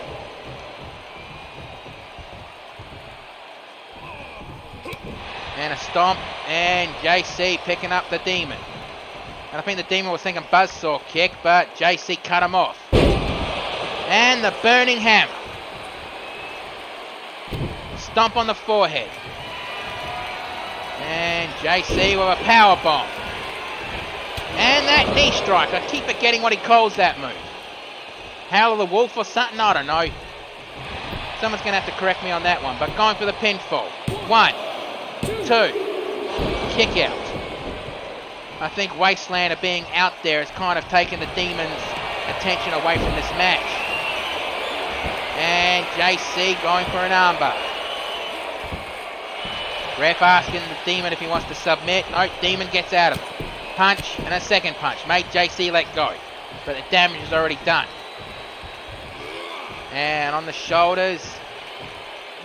And going into the power bomb. And drops him out of the ring. I think that was a message sent to the Wastelander. And springboard. Shooting star press to the outside of the ring. And Wastelander's just watching this match, trying to get into the head of the Demon. I don't know if that's going to be easy. And DDT. And by the way, that's not one of me at that ring, at that table there. That's the Spanish announce team. You think I'm going to be crazy enough to get out there with some of the guys that we have on this roster? You kid, right? And Racadol breaks the count. Kind of a bit brave going that close to the Wastelander. And kick to the back of the knee. And knee strike. Reverse Hurricanrana. And Rack almost fell into the lap of the Wastelander. Stomp to the midsection. And a neck breaker. JC picks up the Demon and Irish whip, strips on the ring steps. And JC into the ring. Just enough to break the count. Punch to the jaw, elbow strike, and knee strike. Kick to the back of the neck. Elbow strike. And Hurricanrana. I think he was aiming for the ring steps on that one. And Rack picks up JC and... well, right in the eyes. Kick to the midsection. And ref counted 6. Ref's telling them both to get back in the ring. And, wait, Demon, what are you doing? And powerbomb on the safety rail. And ref counts 7. Come on, get back in the ring, you two. I don't want to see this end in a count out. And both back in the ring on the count of 8. And looks like the Demon Racadol is going to go to the edge of reality. And yeah, I've been on the other side of that. That's fucking creepy.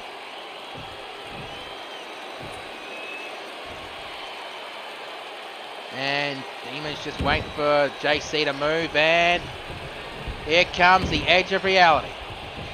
And no, JC got out of the way and buzzsaw kick. And again, Racadol's going to the corner. Trying to do that upside down crab walk.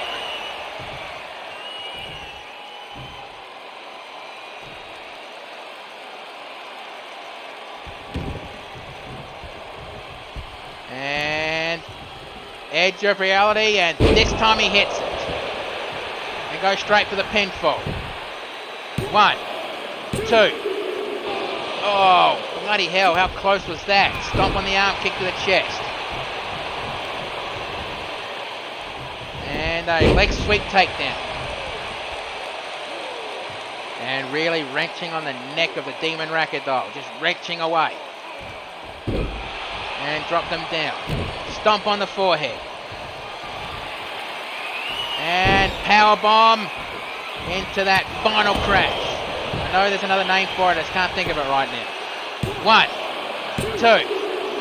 Kick out. And that was really close. And JC showing his frustrations. But this has been a good match so far. Even with Wasteland, they're trying to play mind games out there. Phoenix Splash goes for the pinfall. 1, 2, 3, that's it. Bloody hell, what a match. And JC just picked up a major victory. So we're going to have to see the replays of this match. And the Burning Hammer. I think Wastelander being out there kind of got into the mind of the Demon Racadol. Took most of his focus away from this match. But let's get the official word. Here is your winner, JC, the All-Star. Now, I really was not going to mention this today, but because it was brought up in the chat, now I feel like I should bring it up. But I'll do it in a few seconds.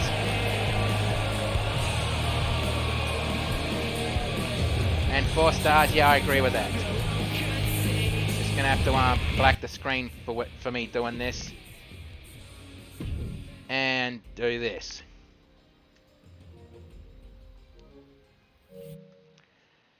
Earlier today, the world lost a great woman. Queen Elizabeth who tragically passed away today at the age of 96. We here at CAW give our condolences to her family and to the country of England.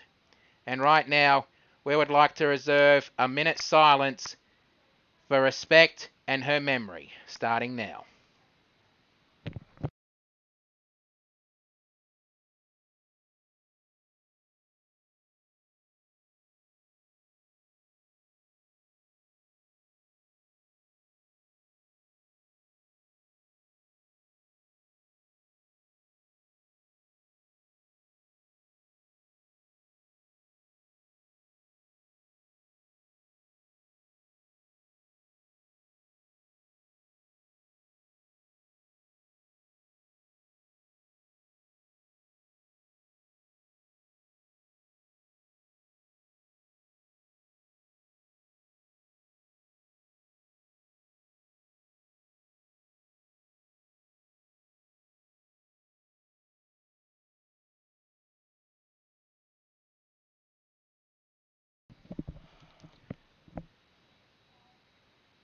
May the memories of you always be happy.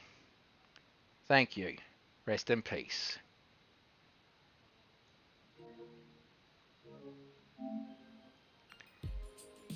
And now we're going back.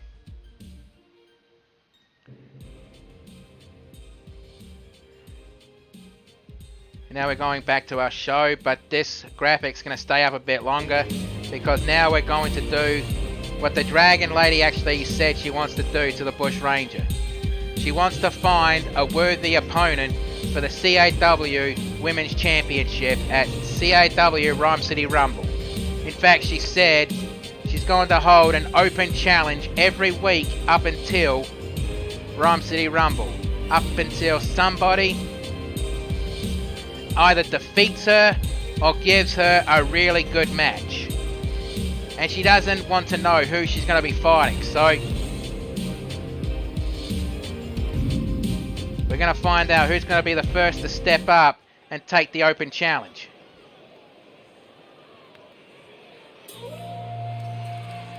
Ladies and gentlemen, this is the Dragon Lady Open Challenge. Introducing first, from Yamagata, Japan, this is the CAW Women's Champion, the Dragon Lady!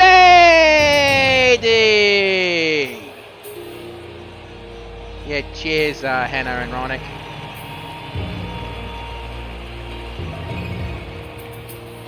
And for those of you who have not seen the Dragon Lady fight, well, you're kind of in for a treat because the Dragon Lady is looked at as the face of the CAW Women's Division. She is a 2,000-year-old Eastern Dragon who limits her power on purpose so she can give her opponents a fighting chance. And I really hate it when she does this. Oh, bloody hell, I think she's going to set the roof on fire every time she does that. Yeah, but apparently from what she told me that her magic is enough to cause Armageddon, her powers. So she deliberately limits it because she does not want that to happen again. I really don't know what she means by again, but what can you do? And introducing her opponent who's taking up the challenge. Representing the XPWL and the Elements of Insanity, this is the Queen of Screams, Fluttershout! And looks like Fluttershout is going to be the first to step up in the Dragon Lady Open Challenge. If she can defeat the Dragon Lady or give her a worthy fight, she could earn herself a Women's Championship match at Rhyme City Rumble. And Fluttershout is a former CAW International Women's Champion, and she has held numerous titles in XPWL and YWL. So this could be her chance to get the big gold in CAW. Okay, Dragon Lady's ready. Fluttershout is ready. Right, ref, ring that bell. Let's do this. And club, and elbow strike. Back-fisted strike. Core and flung off. Slap to the face. Kick, core, and kick to the back of the knee. And German suplex released. And Dragon Lady slams the face of Fluttershout into the mat. And now she's trying to stretch the arm from Fluttershout's socket. And picks her up and leg sweep takedown. Stomp. And honestly, NWOW, So Real, or GCW. I know you're doing your drafts this weekend, but have you actually thought about having the Dragon Lady on your roster? She could be a hell of a competition for yous over there. And stomp on the arm. And Fluttershout with the Boston Crab. And Dragon Lady reverses. No, that's the camel clutch, I'm sorry. Camel clutch. And double underhook. German suplex. No, not German suplex, just a release suplex. And Dragon with a... Well, she copped a leg sweep takedown. Fluttershout picks her up. And Irish whip to the turnbuckles. And got out of that one. And kick to the midsection. And I have no idea what the hell that was, but Dragon Lady goes for a pinfall. One. Kick out on one. And Dragon Lady showing a bit of frustration there. And Dragon Lady going to the top rope. And elbow drop, but Fluttershout got out of the way just in time. And picks her up. And she drags the Dragon Lady. Looks like she was aiming for the turnbuckles, but Dragon Lady got out of it with a few well-placed elbow strikes to the midsection.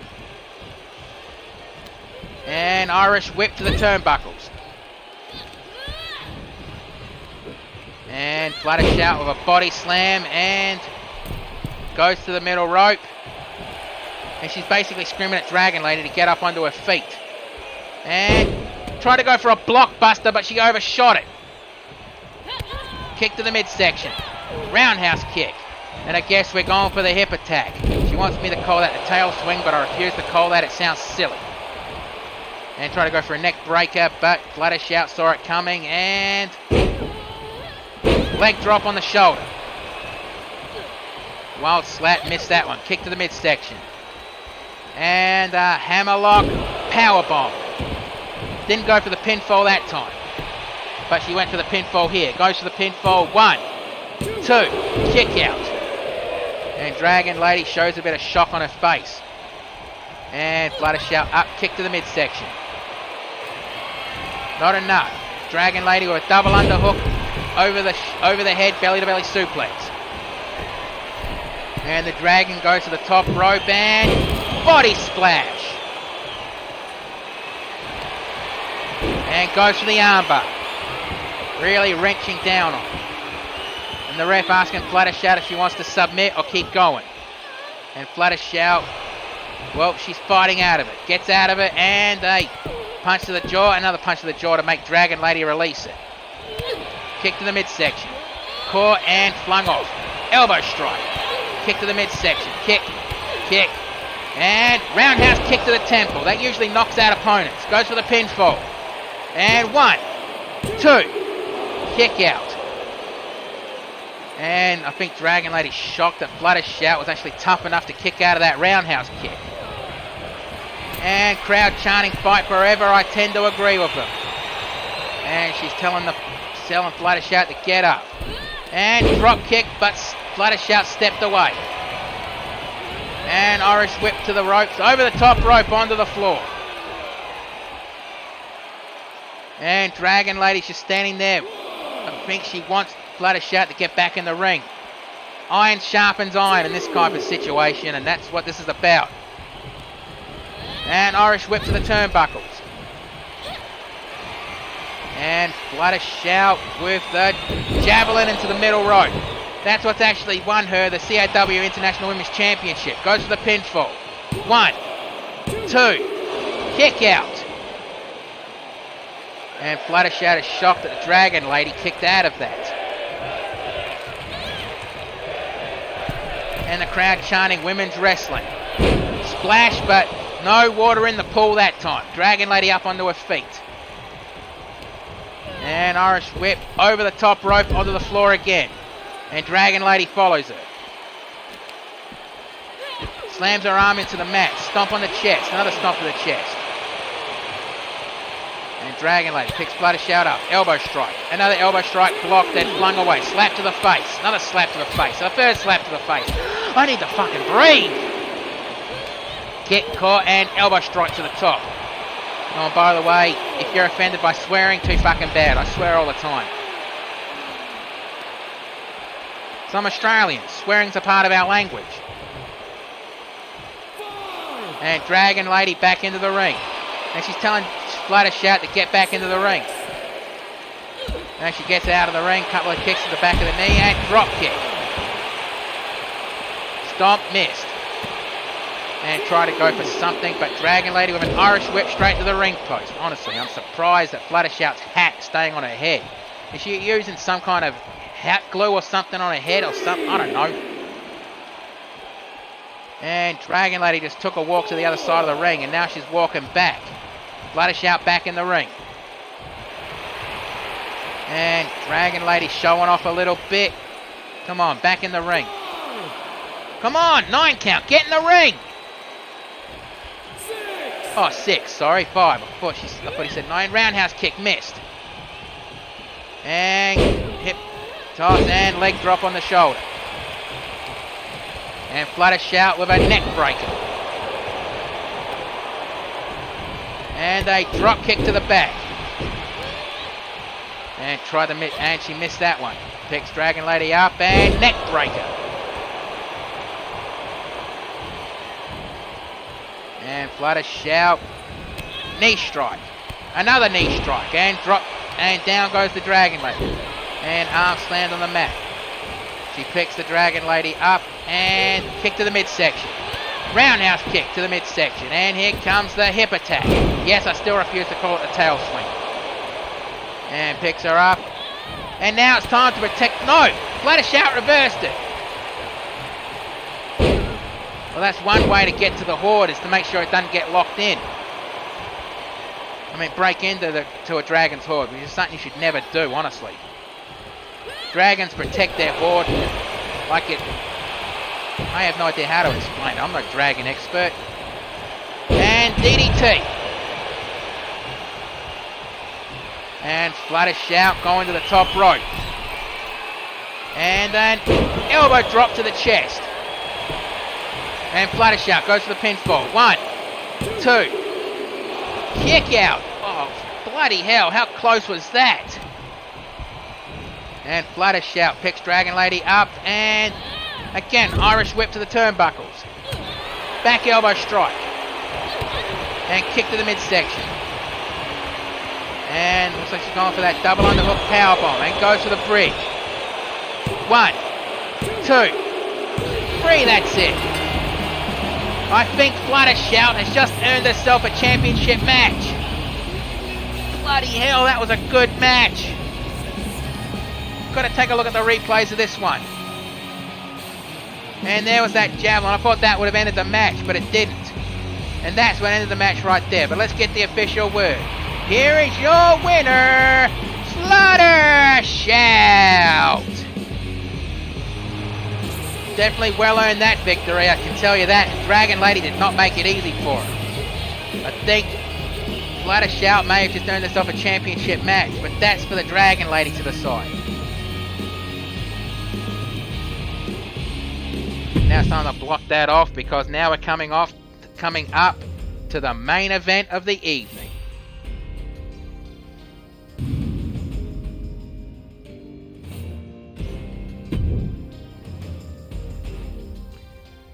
And it is going to feature the number 1 contender to the CAW World Heavyweight Championship, Lucky Lance Walker, as he's going up against the former CAW World Champion, the Inverted Shadow. Now, after Stone Cold True Blues match last week, Lucky Lance Walker showed that he wants the CAW World title, and well, he's earned himself a title match to any title he wants, winning the Gauntlet match at Men's Night.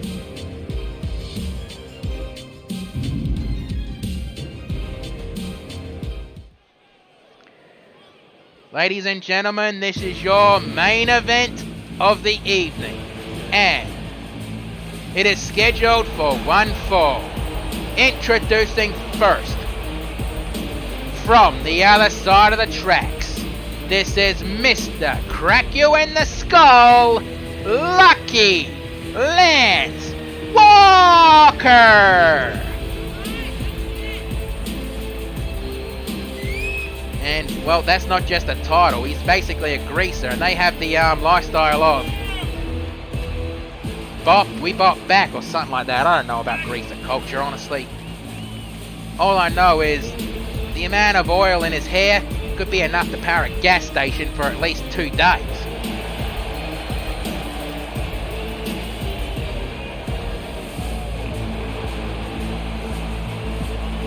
And I know he'd probably be pissed if he heard me say that, but still, ugh, a lot of oil in his hair.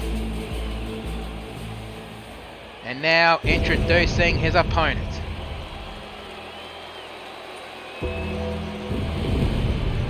He is from the realm of shadows.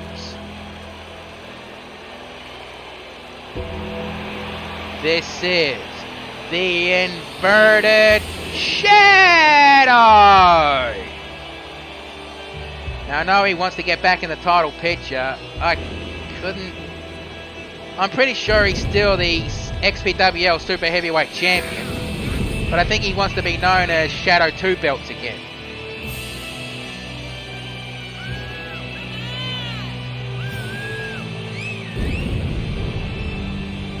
And Shadow has his fair fans here in the CAW as well as XPWL.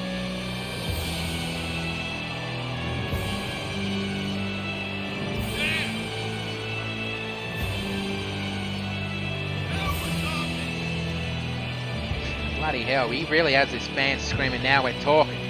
Bloody hell.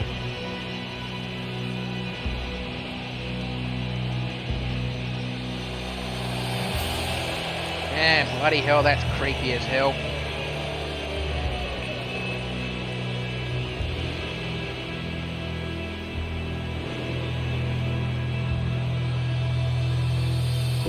Yeah, I know for a fact you never want to touch Shadow's hat. I wouldn't even think about touching it. Seriously, I've heard a lot of noises coming from his hat or something. I don't know.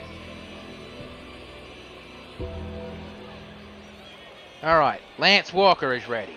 Shadow is ready. Right, ref, ring the bell. Let's do this. And if you excuse me, I'm sorry again. I've got to go use the announcer's room, so be right back.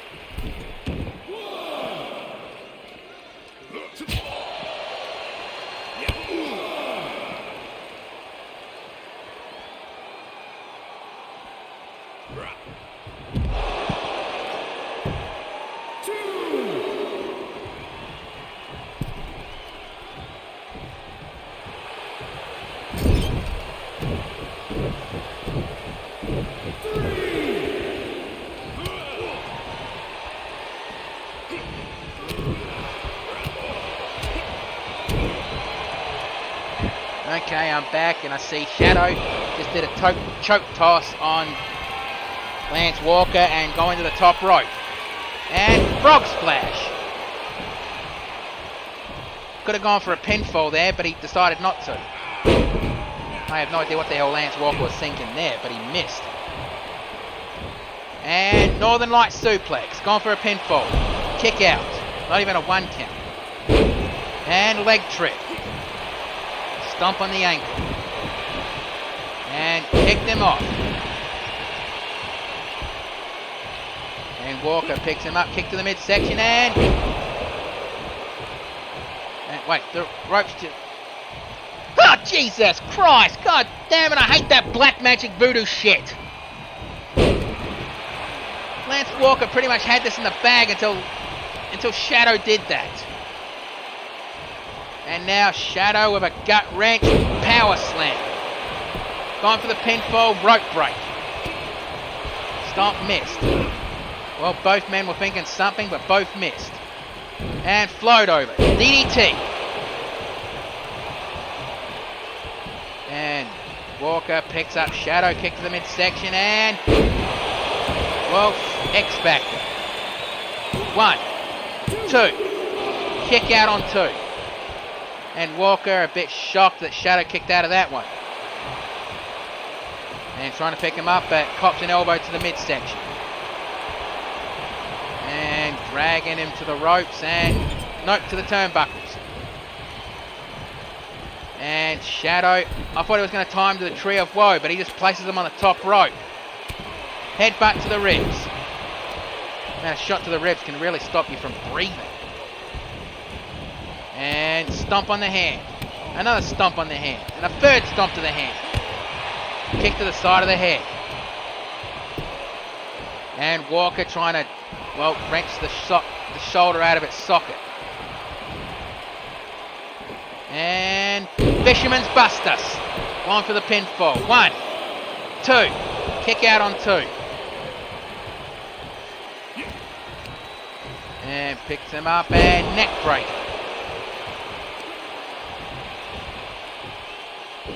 And again with the Fisherman's Buster, but he didn't bridge it that time. Kick to the jaw.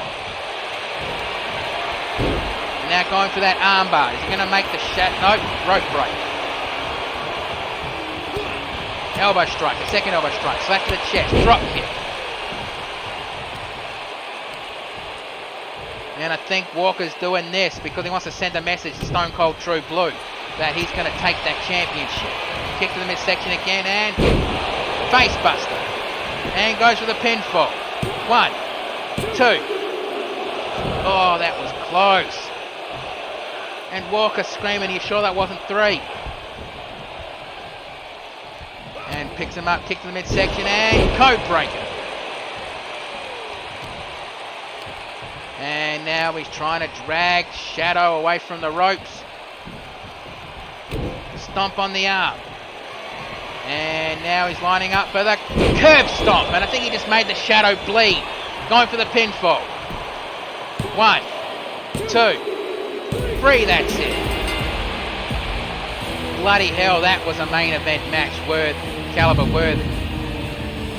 Now let's take a look at the replays.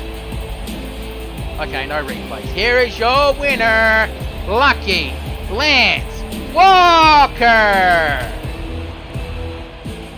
And Walker, what are you doing? You won the match, kid. Come on, there's no need for this. Seriously, there's no need for that.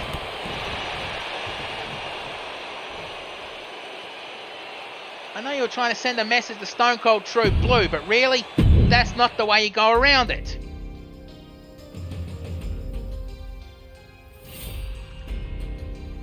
But I guess that's our show for tonight. But before we go, like normal, let's see if there's any injuries or any news breakdowns.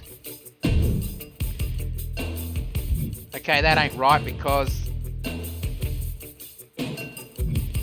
I'm gonna have to fix that up. And the Wastelander. Yeah, now the Extreme High Flyer Jag is off the injury list and we'll be back next week. Well, that's our show for this week. Thank you for watching. You don't have to go home, but you can't stay here. Have yourselves a good one and be safe in the world no matter where you happen to be. Right, I'm going to the pub with Betty Dundee. I need